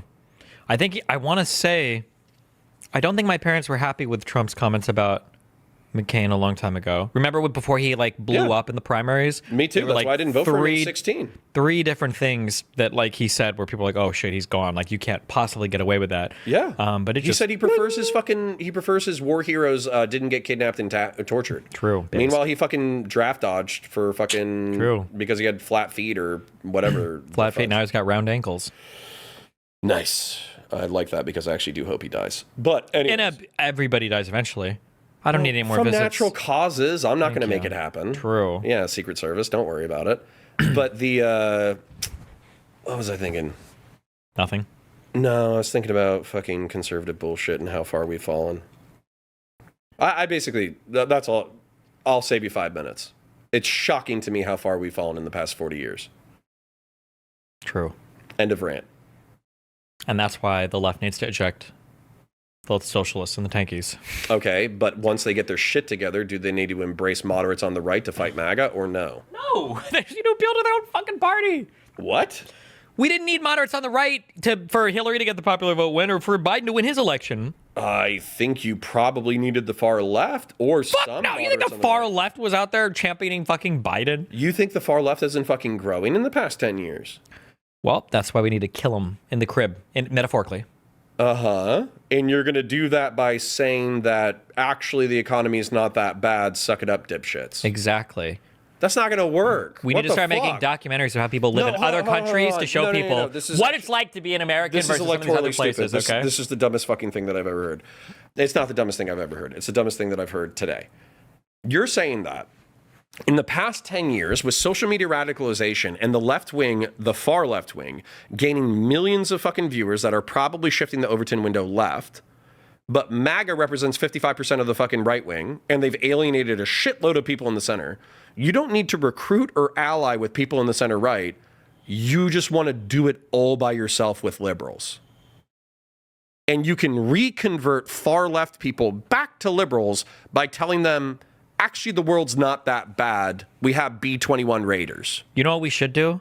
What? You know how... That's not a fucking plan, by the way. You know how That's Tucker a Carlson... dog shit You know how Tucker Carlson made the video in Moscow where he's like, look, I'm at a grocery store. You're going to do that at Publix? I'm going to go... I'm going to be in Boston and I'm going to be like, guys, we're going to Walmart today. Look at all the different clothes I could buy. Ordinarily, it's hard to find pants that are both long and of the appropriate waist type, but look what we found today. And I'm going to do that. I'm going to make American propaganda. That would be awesome. Look at this car dealership I'm at. I can get so many different types of cars all over the world. Oh my God. Do you know who would do that? And I know you hate him anyways, or I don't know why you hate him, but Drew Pavlou. Drew Pavlou would do that shit fucking. I don't hate Drew. I just don't view him as a very serious political person. So okay, but the point is, like, I'm pretty sure he would have the exact tempo in order to do a 2-minute video where he's like, holy shit, guys, I went to the grocery store in Australia and look at all this fucking shrimp. There you go. Also, hold on. I got Econo Boy responded in his molding real quick. Yeah, please. He said, hey, at the OmniLiberal, I'd appreciate a retraction. You asked me 2 questions, the second of which was, would I ban capitalist parties? And I said, no. I also included immediately a full explanation of my position where I said I'm a Democrat first. Read his yes or no tweet. I want to hear the whole thing. Okay. So I said, would you ban all forms of private ownership in your ideal society and outlaw parties that support private ownership? Okay. His response was yes and no. Practically, I think there's an upper limit of public ownership, but I think we can go even further than Norway and maintain economic growth. However, I think complete social ownership is ideal. And if we can figure out a way to get there, I'd be all for it. So complete social ownership means the elimination of all private property and all private investment. And if everything is socially owned, it would necessitate the banning of all private investment and probably, now maybe he would still allow... So what's the retraction that he's looking for? I think he's trying to say that he didn't say that he would ban all forms of private ownership, but I don't know how complete social ownership has room for any type of private ownership. Everybody will agree with him. What? Everybody will agree with him. Everybody will just agree that it's the right thing to do. And they'll just indoctrinate everybody to believe that. The problem is, like, when these socialist guys go on to talk about their ideal, like, platform, it's like it is the most. It is like unicorns and rainbows. They're like, I think it'd be cool if the government could just have big shares in everything and like a controlling vote, and they would direct it all to be the most productive thing possible, and then we would give the perfect amount of money and homes that are free to everybody. And it's like how am I even supposed to say? Well, like, how am I supposed to fucking argue with that? So I am critical of your, hey, working class and middle class, shit has sucked forever, suck it the fuck up. I don't think you're going to get like a broad base of liberal support with that messaging, but go for it, I guess. When it comes to what the fuck you're saying though, yeah, it's like it sounds like teddy bear bullshit, and then we're just going to get there through fucking hugs and rainbows. But that's what I like about capitalism. capitalism presumes self-interest. Sure, and it's not even so much that. It's like the real hidden OP is like the nice thing about a capitalist society is that if you want to do like some kind of like co-op Go or do it. public ownership, yeah, you can have a city and you can vote to have your city, like Mom Daddy's going to try this thing with grocery stores in New York City. If you want to do that, then do it, try it, But you can also, if you have people that want to start a business and hire an employee, they can do that too. If you're for your socialist model to work, you kind of sort of basically have to like eliminate all private stuff. Now, these guys... Now, here's where you'll get him, okay? And if Econoboy's listening, he can try to respond to this because there's no way he'll be able to talk his way out of this. You ask him, well, would you still allow there to be private parties that advocate for privatization of stuff while still having socialist, like everything publicly owned? Now, he'll say things like, oh, yeah, well, I wouldn't ban that type of stuff. Then it's like, oh, that's cool. Just curious, do you believe in things like manufactured consent? Do you believe that wealthy people have an inordinate amount of control over the political system? He's always going to say yes. Like, oh, okay. He might. No, he'll say yes. They all believe this. It's like, oh, okay. So then would you allow that political party to exist in a world where those people could influence the political system to have private ownership of goods and services voted for because they're able to influence the media? It's like, well, no, I would probably ban the ability to buy ads, or I'd ban the ability to lobby, or I'd ban the... And it's like, at some point, you'll argue them because I know all of the underlying beliefs. And if you argue out each of them, they have to get to a point where they'll say, yeah, okay, I would ban all of it. Okay. And make it illegal, and then put them in camps. I would be interested, maybe I'm being suckered in by his wholesome exterior image, but I wonder if he would bite down on that. He would. He has to. He wouldn't immediately. He would start by saying, oh, no, of course I wouldn't do that. But once you talk through all the points, he'll have to get to a point to where he said, okay, yeah, if in practice, yeah, I would basically have to basically ban all of these things. Because this socialist shit only works if you ban... Yeah, it's an idea so good, it's compulsory. Yeah. Well, because you can't And that's a conservative meme, by the way, but it still checks out. Yeah, no, like you can't have... You just can't have private competition. That's why, like, look at how Hassan talks about it. He's a bit more honest, right? Where he says the United States has to fall for there to be, like, the global socialist utopia. Because the only reason, do you know the only reason socialism hasn't worked out yet? Oh, it's because Western countries have interfered. Exactly. The United States particularly, which is why Hassan would want to see the destruction. That's why Pol Pot killed a third of his population. It's because of Western intervention. Yeah. That's why Mao Zedong fucked up the Great Leap Forward and killed tens of millions of people through starvation, primarily his ideological opponents. It's because the West intervened, and he was scared of the West. That's why he did it. Exactly. The Soviet Union. And it's like why, and I get so mad at this, like the Palestinians and the Houthis and all these guys, is why they don't like gay people. It's because we keep bombing them. Right. Actually, Islamic homophobia is deeply rooted in Western-style colonialism. Mm-hmm. It was one of the saddest... This is sarcastic, by the way, it's not sarcastic. It was actually one of the saddest verses in the Quran. It's when Muhammad was like, I wish that I could accept the gays, and then you hear in the background, woo, and then his closest ally's like, that's a J-dam. And then he's like, oh, shit, I can tell from the audio on the cell phone footage. Yeah, now I have to kill the gays. Yeah. Because they're part of the Western degenerate liberal empire. Yep. What's even the fucking steelman of that? Of what? What's the steelman that Islamic homophobia comes from Western colonialism? Well, if I was getting bombed all the time and I wanted to beat the shit out of somebody, who's the easiest person to beat up? Can't beat our moms and sisters. Wait, we don't want to fight other real men, so we go to the effeminate gay people. Boom. So hold on, that's your steel man? I think it's a pretty good steel man. We can't kill the women. We got to make more babies. We're not going to kill our children. We're not going to fight strong men, so we go after the gay dudes, right? I was just trying to think of a better rationale, but I don't know. I don't know. Well, hold on. So here's the thing. There's this interesting thing. I'll get a little Islamophobic. There's this interesting thing where premarital sex is banned and oftentimes enforced strictly in Islamic societies. Yeah. So lots of things that happen in Iraq were like man love, Fridays. Man boy love. Yeah. Yeah. Well, that was Afghanistan. Oh. But anyways, Afghans had a subculture of pederasty with the Bakarbazi and the Chai Tea boys and all that stuff.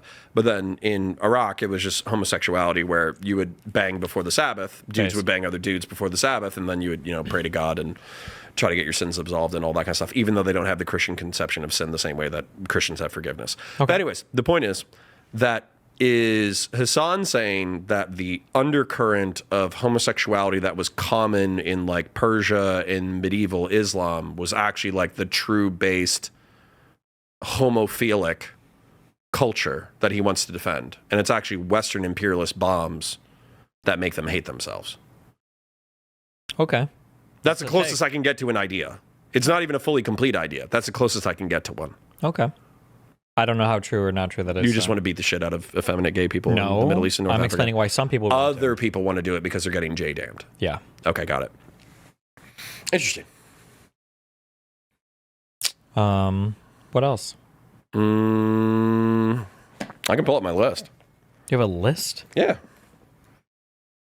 Jordan Peterson thing was kind of a dud, but that's just because I like him and you don't. And True. You just owned all the shit. You were just like, yeah, he fucking sucks, lol. I'm just curious where they uploaded his real mind to when they took him to Russia and they knocked him out for 2 weeks to cure him from his benzo addiction.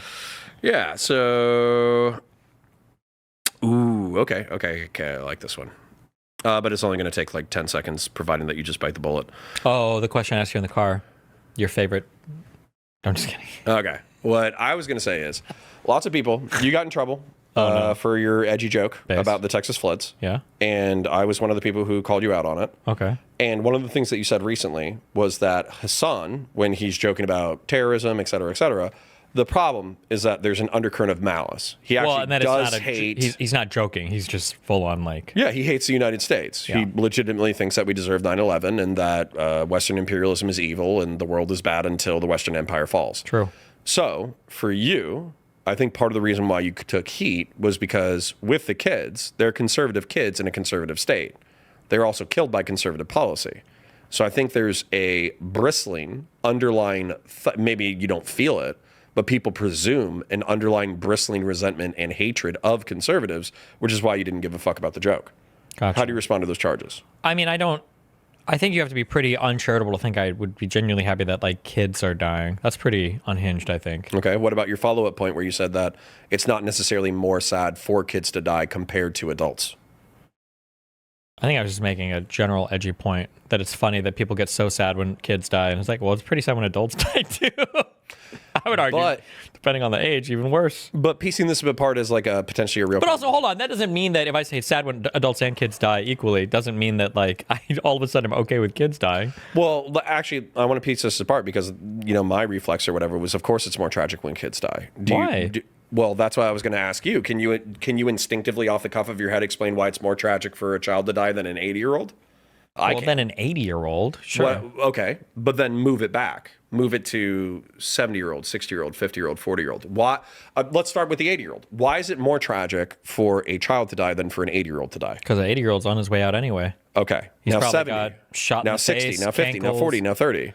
Sure, I'm just saying that like it doesn't like we mourn what's the more loss. tragic? A 3-year-old dying? My God, that's horrible. It is. I'm sorry. That would be horrible. Or like a 32-year-old father who works for a family with a wife and 4 kids. I mean, those are interesting caveats to the second example, but I think most people would mourn the child more because of the loss of potential. Yeah, but like. In a way, potential's like the worst thing to have, you know? Fuck. I mean, it kind of is, right? Like, you're like, if someone's like, man, that child had so much potential, and it's like, well, good thing he died before we found out, right? What the fuck? Like, what are you talking about? What if he wouldn't have lived up to any of it? That could have been a future crackhead, and now you pretend was a future high school athlete. You don't know that. Dude, no. I'm just saying. No. Everybody's like, my kid could have been the next Einstein. It's like, he also could have been the next Hitler. You don't know. Shut the fuck up. But if you have an actual contributing 30-year-old member of society who dies. Everybody presumes that children, because they typically are considered innocent, have the potential to be because they're something children good. and they get to die innocent. Like, thank God. Imagine if Mary, such a piece of Mary wouldn't have absconded to fucking heaven and would have gotten gangbanged at fucking 32 before excuse me? What? Mary, the mother of Christ. She What was happened? a virgin who got to go right to heaven. I think the Holy Ascension of Mary, or the Assumption of Mary, right? So what if she hadn't had Christ and she had... What if she lived on Earth a little bit longer and had a few gangbangs? We wouldn't view her the same way. Right. So she got to leave when she was innocent for a 2-year-old. I'm just saying. I'm not saying that. But you don't believe in heaven. No. Or an afterlife. I'm just saying that. Here's what I'm saying.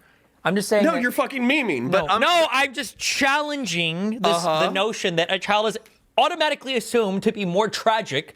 Like, no offense, I love 2-year-olds, okay, but they're not even really humans. I'm not even fully convinced a kid is human until like 9 or 10, okay? They're fully human. Hold on. But like, if you lose like a 20, 30, 40-year-old member of society, this guy's been contributing. He's got so many different connections in the community. This is totally He's got sociopathic, by the way. But it's yeah, I'm a sociopath because I think a 35-year-old can have more connections to society, more people that love and cherish them and miss them when they die. Yeah, than a fucking 2-year-old. Yeah, absolutely. Than a 2-year-old? So hold on. Let's 2-year-old? test this because I think I heard it coming out of your fucking shitty ass. Okay, listen, DGG, I love you, but fuck you too. I heard this fucking shitty thing. kids don't have memories until they're 3. Or 4 or 5, depending on. So technically, you could just fucking shoot them. Jesus. And not that big of a deal because they don't have the memory of the pain or anything like that. How do you respond to that? Nobody has any memories of anything once they're dead, so I don't know how that's relevant at all. Okay, all right. Yeah. All right, I try to catch you on a denim stick. Yeah, I'm not going to do that. Oh, are you serious? How does she talk when she does her voice? Is that how she talks? I don't watch enough Denims content. I can't believe you guys think that. I can't believe that you guys... are you even watching this video right now? Yeah, that's how she talks when she's doing her voice. You ever seen her do that before? No, I haven't watched enough Denims material, apparently. Gotcha. Real quick, I'm sorry, because Econoboy just went live with the stream titled, I'm told I don't believe in democracy. The reason why he changed it to democracy is because socialists like to pretend that when they eradicate capitalism and liberalism, that they're actually more democratic, because somehow people are going to vote for the correct things to socialize everything. So the socialist that eliminates the democracy is actually more democratic than the Democrat who believes in liberalism and capitalism, because now they're voting on how to utilize all of society's capital with the publicly owned government or whatever. Okay. Just look at how that's worked for every single fucking country, by the way, that's tried that so far. But Okay, let me press you. So, what you are accused of sometimes that I would like to challenge you on is that sometimes that you don't give a fuck about the arguments. You only care about whatever's going to play and make drama. Wait, when did I say that? Wait, what? I'm asking you, do you care about capitalism's survival over socialism? Yeah, I think it's better for every person involved, yes. Okay, do you care about democracy and the survival of the democracy and the republic and all that kind of stuff? Yeah. So these are ideological arguments that you hold in your heart that you give a fuck about, that you would be willing to fight something over. It's not just metrics and fun and bullshit. No, I feel very strongly about these things. Okay. When we're driving in the car, I'm not like, none of these things matter to me. I'm just memeing and trolling, right? I feel very strongly about all these things. Okay, good. Dude, I'm just double checking. There's some people who think that you have a totally artificial personality and that you only care about these things because it pisses off Chad and makes them give you money. Do you feel like I have a totally artificial personality? No, but, some people do. So I bring it up. Because I'll tell you why. Because if I ask that question and then you instantaneously were like, yeah, I'm just fucking memeing, lol, whatever, then I'll be like, all right, there's some showmanship bullshit going on here. But if you're actually passionately fighting this motherfucker because you actually think like which motherfucker? Econoboy. I wouldn't call him a motherfucker, damn. Okay, because the fate of the United States of America ultimately does ride on the opinions of its people, and you think he has a bad opinion that you want to fight. That's cool. I just don't like the... That's cool. I just don't like the... I do that. I don't like all the flirting with the extremist ideologies and like having like a cutesy pretend way to do it. Yeah. When it's like, nobody else would get this much leeway. Like if I wanted to say, I genuinely want to take another shot at fascism, but I think we can do it where we're not quite as xenophobic and we incorporate other types of people into it, like radical. I'm like a space fascist. Like, I don't know if you've noticed this. Oh, maybe I can talk to you about this because the liberals are all brain broken on this. But like, you are aware that like the new type of like racist, xenophobic, like crazy alt-righter MAGA person actually is generally fairly coolish with black people and with the Hispanics that are already here. Yeah. Yeah, they're not actually like hardcore racist. They'll even say like, well, black people were technically part of this country because of slavery. They're part of the founding stock of this country. Yeah, and there are a lot of Hispanics. But I just want to go back to it being like 85% white people instead of 60% white people. Yeah. So like, but if I were to say that, obviously, and for good Christian reason. Nationalists also do that too because they say like, oh, we're in the universal fraternity of Christianity. Sure. But I still prefer to have majority Northern Europeans. And if I were to say that, I think everybody on the left would obviously call me the fuck out. Where you're like, you want to go back to 85% white people? It's like, well, I do. They'd say like, you're flirting hardcore with that right-leaning ideology, which is fair. And I would say, yeah, of course, that's insane.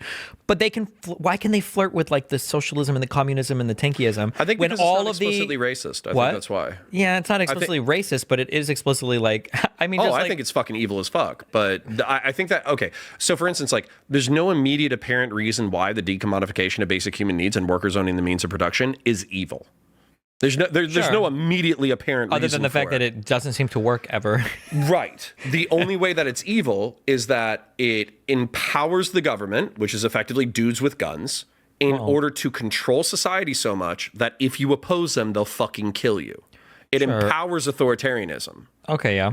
So it's not inherently evil because of the idea, but that's the same thing like you were saying with fascism. We could create this like philosophical version of fascism that is actually incorporative of all of humanity and doesn't have any fucking genocides. But ultimately, how does fashion actually iterate in the real world?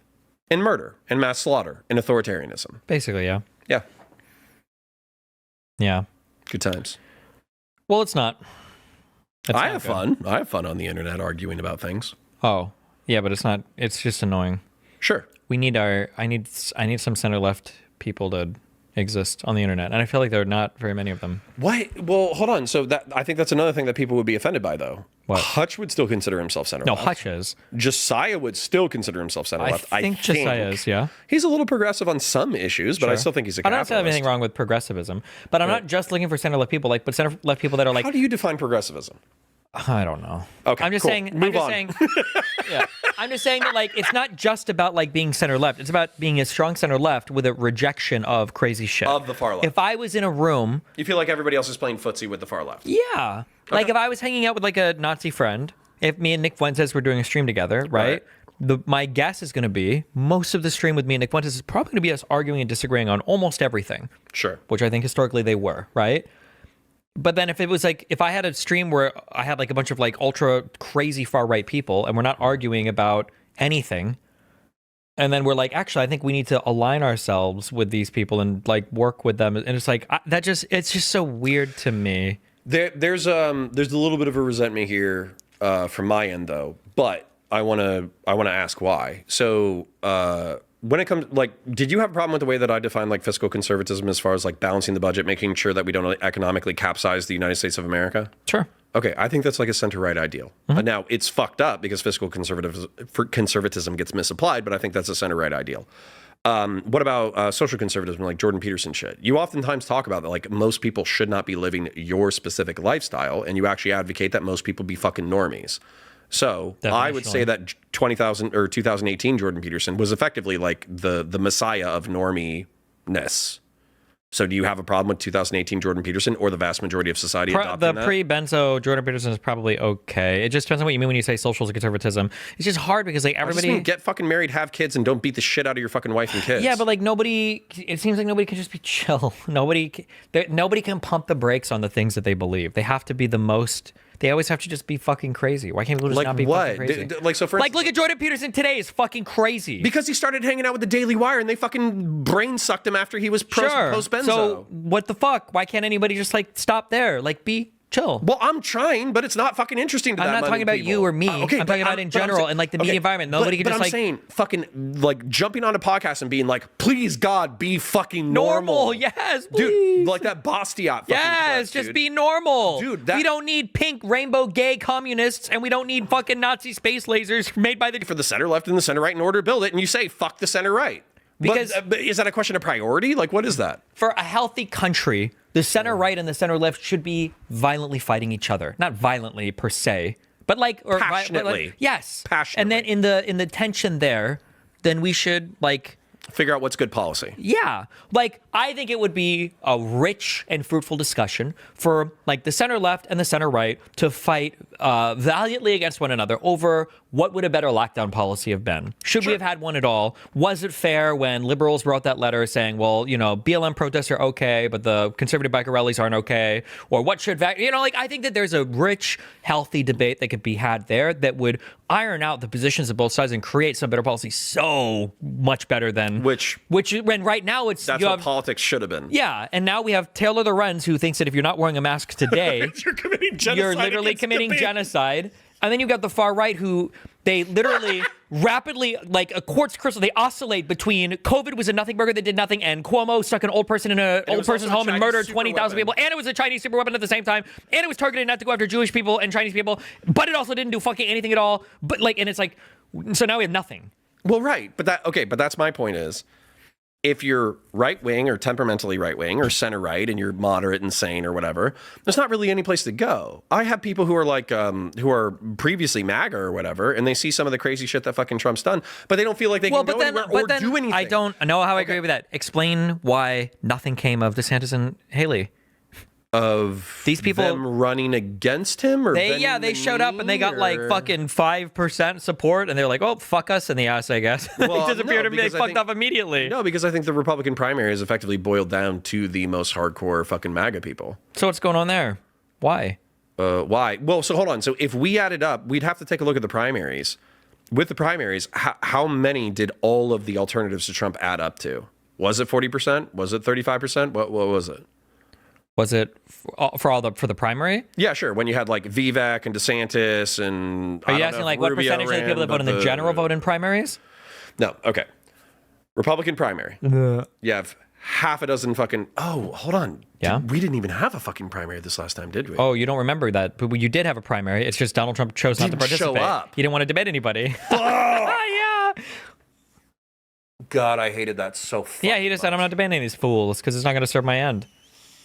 Fuck, I hated that. Also, can I just say for one moment, fuck your entire side for saying it was impossible to figure out how to pronounce Kamala, but they could figure out how to pronounce Vivek Ramaswamy. Truth be told, I still get told that I mispronounce Kamala. Sure, but come on, the two names here. Are we serious? Like if Donald Trump had a son and his name was like Okeechobee Juby Juby, they would be like, oh yeah, we know that guy. And Listen, it's like Kamala. Racism is over. We already elected Barack Hussein Obama. Bro. Hold up. Holding. Okay. The point is, I feel like this is more fertile ground than a lot of people give it credit for because, as an example, Chris Christie, during the primaries, would say some shit that was fucking anti-Trump. And in the initial fucking like 30 seconds of it, everybody would boo him. Like, boo, fuck you, et cetera, et cetera. Then we go on to like a 2 to 3 minute pretty passionate rant. And by the end of that, everybody was fucking clapping for him. I would have voted for Chris Christie. My main problem with him is that he's fat as fuck. That's it. That's literally my fucking problem with him. What about Trump? No, Chris Christie has a picture of him taking a small M&M bag or a large M&M bag and pouring it into a small M&M bag so he can aesthetically look like he's eating a small M&M bag. That's actually pretty based. That's pretty fucking fat. So like the whole point, but the point to that is that there are Republicans who are salvageable and are interested in Republic. They've just fucking lost their way, lost their goddamn mind. But there's no way for them to land. MAG is still a threat. Liberals, no offense, you're fucking, hey, bootstrap the liberals. It's not that fucking bad. I don't think that's a winning fucking policy.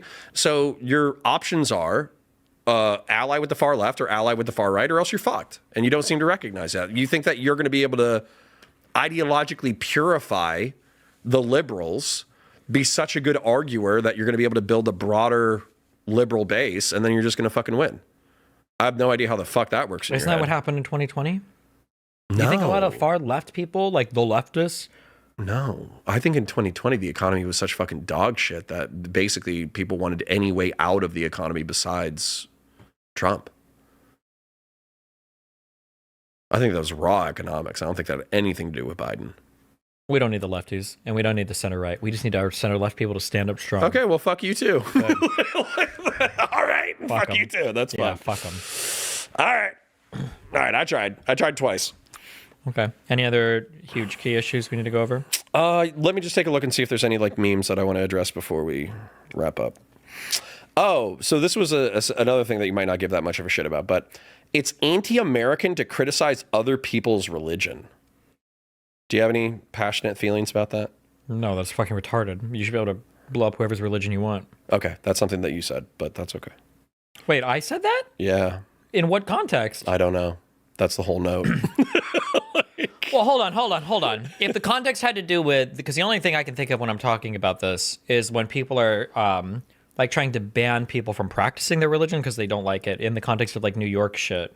Because some people were saying, because somebody was saying something like Mamdani can't be elected because he's a Muslim. Yeah, that's crazy. Now you can like hate the.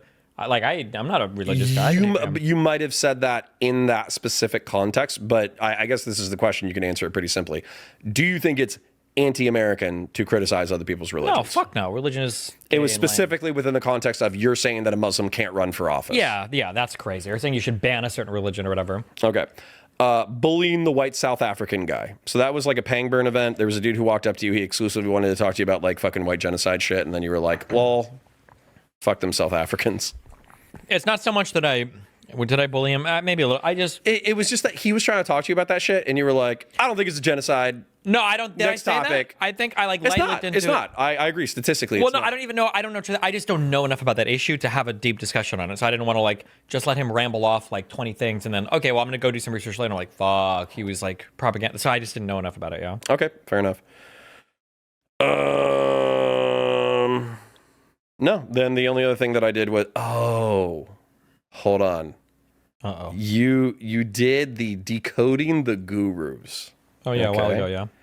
And you were talking about debate edging and you used you used the Jordan Peterson Kathy Newman debate as an example of like debate edging. Yeah. Where you thought that he was implying things, then she was saying, so you're saying blank, and then he would back off. Well, I didn't say that. Right. Yeah. So in that debate, what was Jordan Peterson pointing to? Because everybody says like, oh, he's a sexist because he doesn't want women. I would have to rewatch it, but he was basically saying things like, men and women can't get along in the workplace, and there's more harassment today than there ever has been, and blah, blah, blah, blah. And then she was like, so do you think that men and women shouldn't work together? Well, I didn't say that at all. I would never even ever blah, blah. Okay, but in the context of Me Too, how is that not true? So for instance... Hold on. Uh-huh. A collection of facts that are true does not make for a true statement, necessarily. Okay. Does that make sense? No, but continue. Okay. Let's say that I tell you that yesterday, let's say that there's a man and a woman and they live together, okay? And let's say that I say yesterday the man ate breakfast and lunch and dinner. And then like on the day after, the man also ate breakfast, lunch, and dinner. And then the day after, the man ate breakfast, lunch, and dinner. And then the wife ate dinner with the man. Let's say that all of those statements are true. What does it kind of give you the impression that the woman is not eating? Yeah. Okay, but why? You're omitting those facts. I didn't say that she wasn't eating. Did I say that? Did I ever say she wasn't eating? Okay. But I think if you were to presume that Jordan Peterson doesn't have 70 IQ, then the line of argumentation would effectively be that in the era of Me Too, which I'm pretty sure this like correlated with time-wise, effectively what's going on is men are being discouraged from approaching women in the workplace, which is going to be like their primary place where they meet people. And so as a result, we're going to have this totally like socially discouraged class of young men, and that it's going to be fucked up and we don't know what the rules are. And so why wouldn't that just imply we don't know what the fucking rules are of like social engagement in the modern era? That's what's being said, but what is the implication past that? Do we generate a different set of rules, or do we ban women from the workplace? I don't think Jordan Peterson would be interested in banning women from the workplace. He cited a substantive amount of his career as he's coached like high-powered women for like a substantive amount of their careers. True. So, but I'm and just then saying also, that, doesn't his wife work and doesn't his daughter work? If you're not retarded, you would probably assume that people would assume you're going there. So why not head that off with a potential prescription of your own, maybe, instead of never giving one? Well, that's where I find his rhetoric weak. Well, is it weak or is it intentional? I don't know. Here's what, you know what I hate? You know what I hate more than anything else in the world? What? People who pretend that they don't know who their fans are.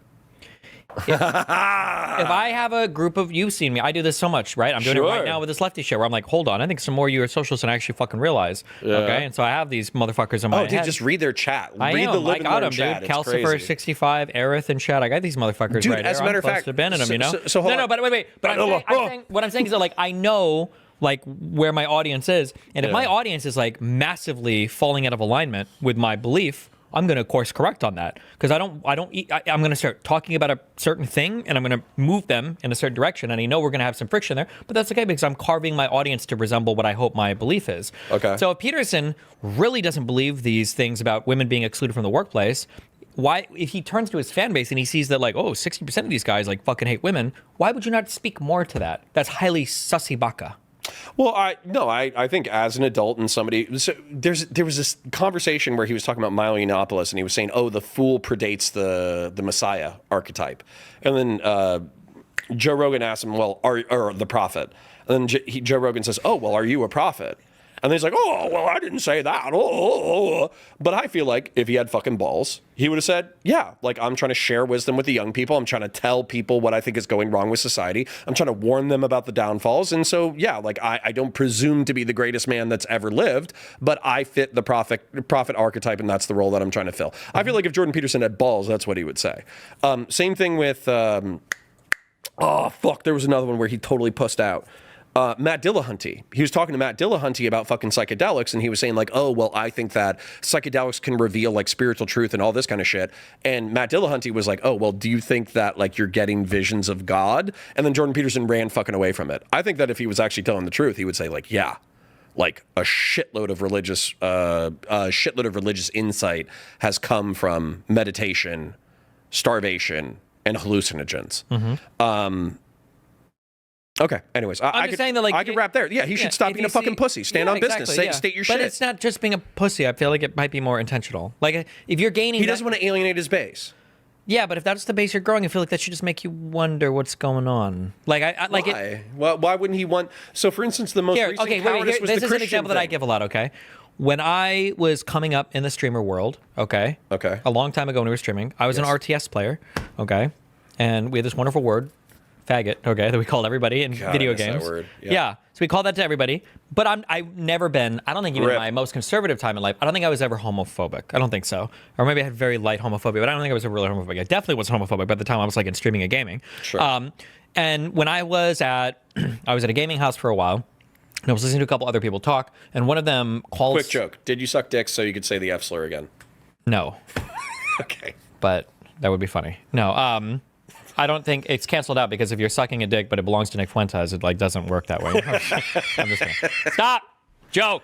But the issue is that when I heard somebody else talking to somebody else, and they were talking about, one of them brought up a gay guy, and he referred to that gay guy as a faggot, and it was with like homophobic Malice. derision. Yeah. When I heard the guy say that, I was like, I noticed immediately that when I was around him, I was very uncomfortable using any type of word like that, because I don't know if he thought that like I'm like a fucking ally in hating the gays. Okay. And then I think I made some blog post on my website, I think a few months or a year later, where I was like, oh, you know what? Just so you guys know, like I'm probably not going to use this word anymore. And this is before Twitch like policed it all or whatever. Sure. And I think this blog post, I think it's still up on my website. It's like, I don't really feel comfortable doing this for a variety of reasons, because I don't know who's listening to me and who might think that like, oh, well, Destiny says this, so I like hate gay people too. Homophobia's based. Exactly. But like even I'm like noticing this thing. Yeah. And I'm like a 23-year-old like fucking actual retard at 23. Jesus. So when people like Jordan Peterson are growing, amassing this fan base of people who have like pretty shitty views towards women, and I don't mean like traditional conservatives, I mean like fucking incel, hater, crazy hater people, why would you not say something to head that off a little bit? You know? To head it off, I think if I was a steel man, the man, obviously post-benzo sucks, but the pre-benzo, I would say because he's trying to attract them and move them to a better path. And I think that would be possible. But if you don't give the prescription, you're never moving them. Well, but I think a lot of the prescriptions came in like the self-authoring suite, which I have not done, by the way, the psychological analysis, the mythological analysis, the religious analysis. I think that's where he would see it like, okay, I'm dragging in the schizophrenics by not criticizing the schizophrenics, but then I'm dragging them to this more white pill style content that hopefully gets them to improve their lives. And that's why I don't want to alienate them. He has gone, to his credit, he has gone hard against Tate. Like, hard as a motherfucker. Yeah, but I mean, that's like the easiest target, I guess. You say that, but so many people fail that very basic moral test. I think most of the Daily Wire guys don't like Tate because they try to stand on their Christian business a little bit. I know. There's just so many fucking Benny Johnson and Hodge twins and all those fucking losers. Those guys are Benny Johnson. Is dumb? Is an F slur? The tenant money stuff and then work. That's just crazy. Dude, I just can't imagine what my life would be like if it came out that I was getting paid by fucking Israel. Yeah. That would just be crazy. Are you? Next question. Dude, that clip. So many people are going to use that. They're going to cut the fucking last bit off. And they're going to be like, more proof that Stephen works for Israel. I mean, where's the that one thing that made the rounds on the Jalumni paying me that people yeah, dude, you did the Jalumni and then also like dude, like people were the back seat where somebody was passing you shekels from the back seat of the car.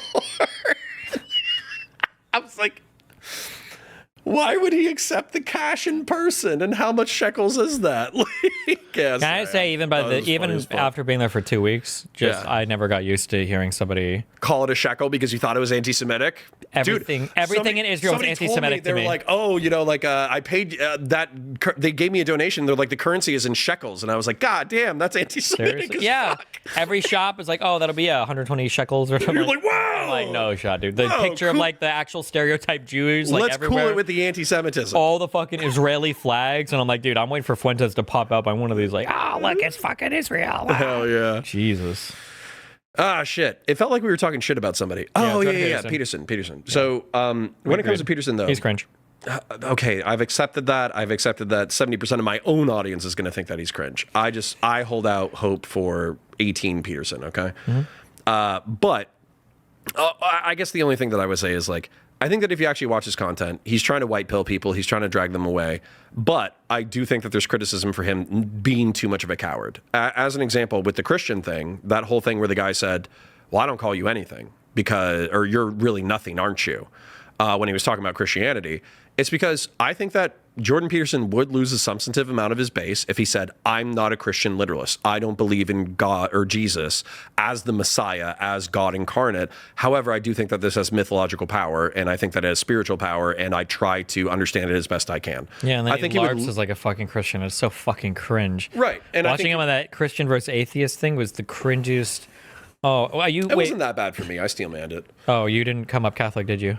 No, I was raised Catholic. You were raised Catholic. So my dad converted to Christian. I feel like when I was 12. There were two things. One was a strong Catholic thing, and then another was a basic philosophy thing that he didn't have answers for. That were, what was it? The sanctity of Mary. Yeah, that's a big thing because that's Catholics always get hit with that. Don't you guys worship Mary from fucking Protestants? Yeah, that's some like weird pagan shit. Yeah, but like he acted like it was the first time he'd ever heard that, which is crazy to me. Especially if he's hanging out with Catholics. Yeah, what the fuck? And then the second was getting the really basic philosophy question. Like the number one challenge you always get, like the first time somebody opens their mouth about deontology is like, what would you do if a Nazi knocked on your door and you were hiding a Jew in the basement? And the fact that it seemed like he hadn't even considered that question before. I'm like, he's considered it. No, oh my God. No, and the I'm answer serious. he gave, it sounded like it was the first time he'd ever heard. He's like, well, I don't think I would ever even be in that position. No. It's this whole fucking truth thing. It's the whole 12 rules for life thing where it's like, what's the fucking rule? I'm a terrible Jordan Peterson stan, but the rule where it's like, tell the truth or at least don't lie. The whole reason why that thing is because he feels like authoritarian societies come about when people start doing yes, no. When people start telling I already lies know what to you're going to say. themselves. That's it. That's I know what you're saying, but that's not the answer that he gave. Yeah, sure. You have to have the fucking. You gotta in watch. 5 seconds, you gotta watch this 11-hour clip. Sure, but he could have said at the debate, like, I understand what you're asking me if I would lie there, but I would say that for things to get to that point, a bunch of lies would have already been said to get you there. So, like, would I lie at that point or not? Maybe not, but it's inconsequential because he should probably just fucking own it and say. But instead, in the hypothetical, yes, sure. I mean, that's truth be told, I don't want to die on that hill because I think that the thing is, you can explain it. You can say, I think that society, by that time, we have fallen so far that that's not the kind of society that I would live in because effectively I would not be a part of that society. Sure. However, with that being said, if I could save a life by telling a lie, then of course I would say it. You should have said it. You're right. Post-Benzo Peterson is not pre-Benzo Peterson. And even pre-Benzo Peterson was verbose and not always straight to the point and not always willing to bite bullets. True. Anything else for us? Realistically, that's all I got, bro. I could come up with like another point, but if I'm just bringing up random shit, then I don't want to drag it. Well, jeez. Oh, you mean like the dragon? Yes.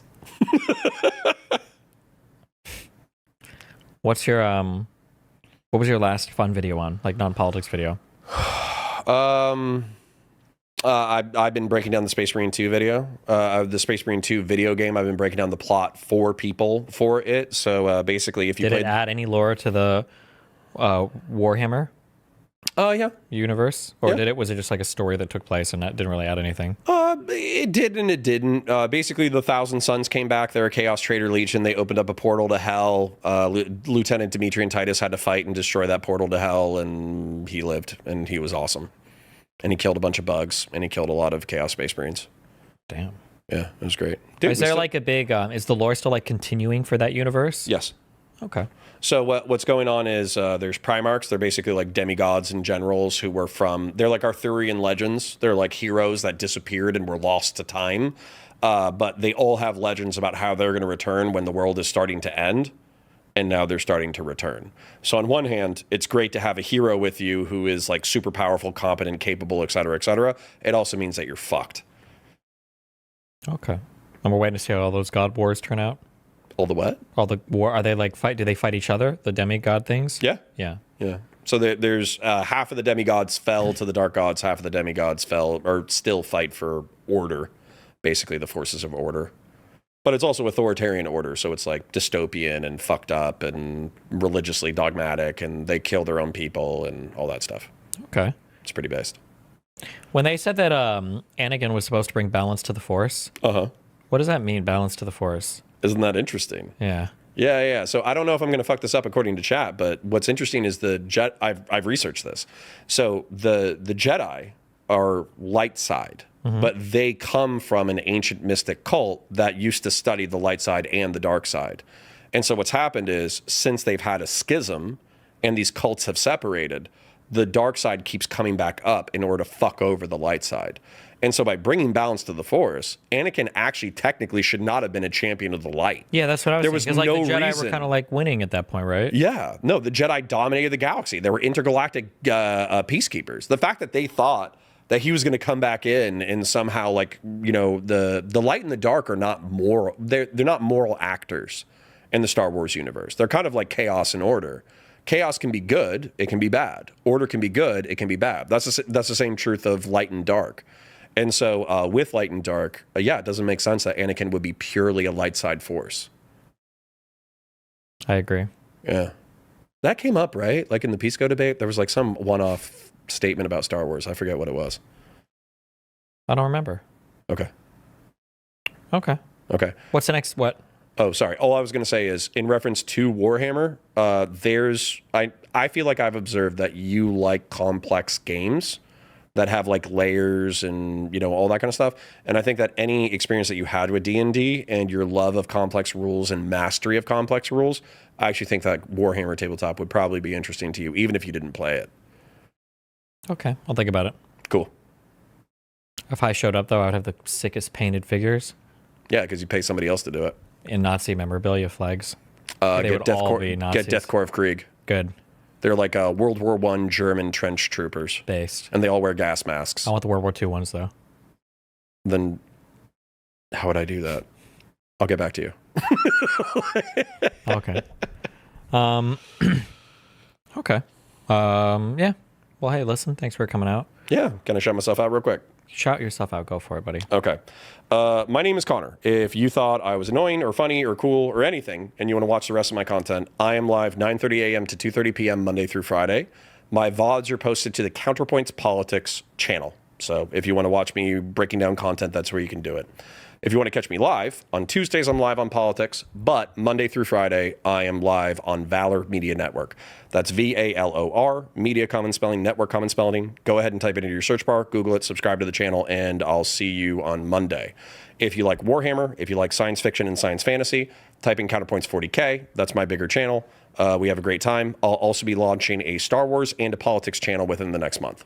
Jesus. So it's a Star Wars specialty channel?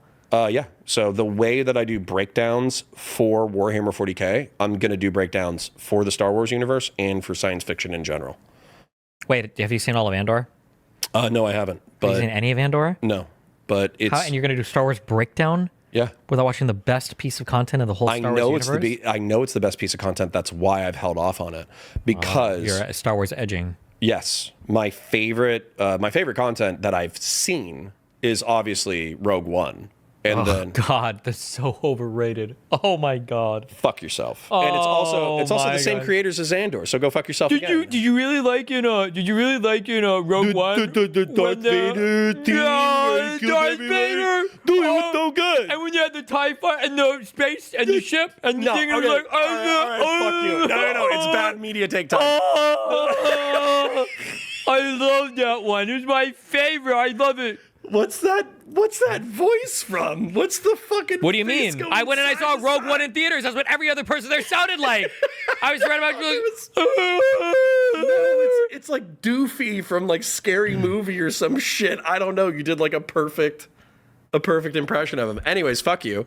No, the reason why I like Rogue One is because Rogue One is a war movie that happens to be set in the Star Wars setting. Oh, yeah, because it reminds me of like in Saving Private Ryan when they had the blind monk guy who could fight with a sword and was beating everybody. I remember I fucking that. hate you. So Yeah. you're a fucking Okay, piece of shit. yeah. So anyways, no, but the commanders, the logistics, like the chain of command, the intel, the airstrikes, the assassination squads, all of that shit. And then also like the infantry tactics. That was Star Wars Rogue One infantry tactics blow. And by the way, they're not even that great. But they blow. I don't remember this in the movie. They actually move. No, they actually like move. They take cover. They fire from cover. They call in heavy support. They call in airstrikes. They do all that crazy shit. It's fucking awesome. Okay. So fuck you. Oh my god. Dude, I don't even like Star Wars that much. Warhammer is so much better than Star Wars, but shitting on Rogue One is fucking crazy. Okay. The rest of the like original movies, obviously good, but there's some corny elements to it. Prequels are super corny, but you can find gems in there. And then the new series started strong and then ended up sucking ass. And then Rogue One to me is like, it's the best piece of Star Wars media. Who do you think would win? The main character guy in Dune 2? What's his name? Paul Atreides. Mehdi Al-Gaib? Paul. Yeah. Yeah. Mehdi Hassan Gaib? Him or Luke Skywalker in a fight? Yeah, wouldn't Luke Skywalker just like grape him? Don't you think? Can't he just tell Luke Skywalker to kill himself in the voice? But you have to presume that that's like a similar like Jedi Force trick, like using the alternative universe. So wouldn't like Luke be able to fight that back? Because he has mind tricks too. He can fucking force people to do shit. Okay, maybe, yeah. Okay, well, the Emperor of Mankind would eat them both as like snacks. Who's the Emperor of Mankind? Oh, shit. Warhammer? Are you asking that? Yes. I don't know if you want to ask that question as we're wrapping up. Okay, no, that's okay. We'll save it for next time, okay? Okay. Okay. Well, thank you, Connor Points. You're welcome. And we'll catch you on the flip side. All right. Next time we're gonna shoot Skeet for 6 hours. And it's gonna be awesome. Okay? Yeah, and I'm gonna bring my bolter because they gave us permission to do it. True. So I'm gonna bring a bolter and I'm gonna shoot Skeet with a bolter, and Steven's gonna do it as well. It's gonna be awesome. Okay. Yeah. All right. Well, I love you. Be careful, buddy. Yes, sir.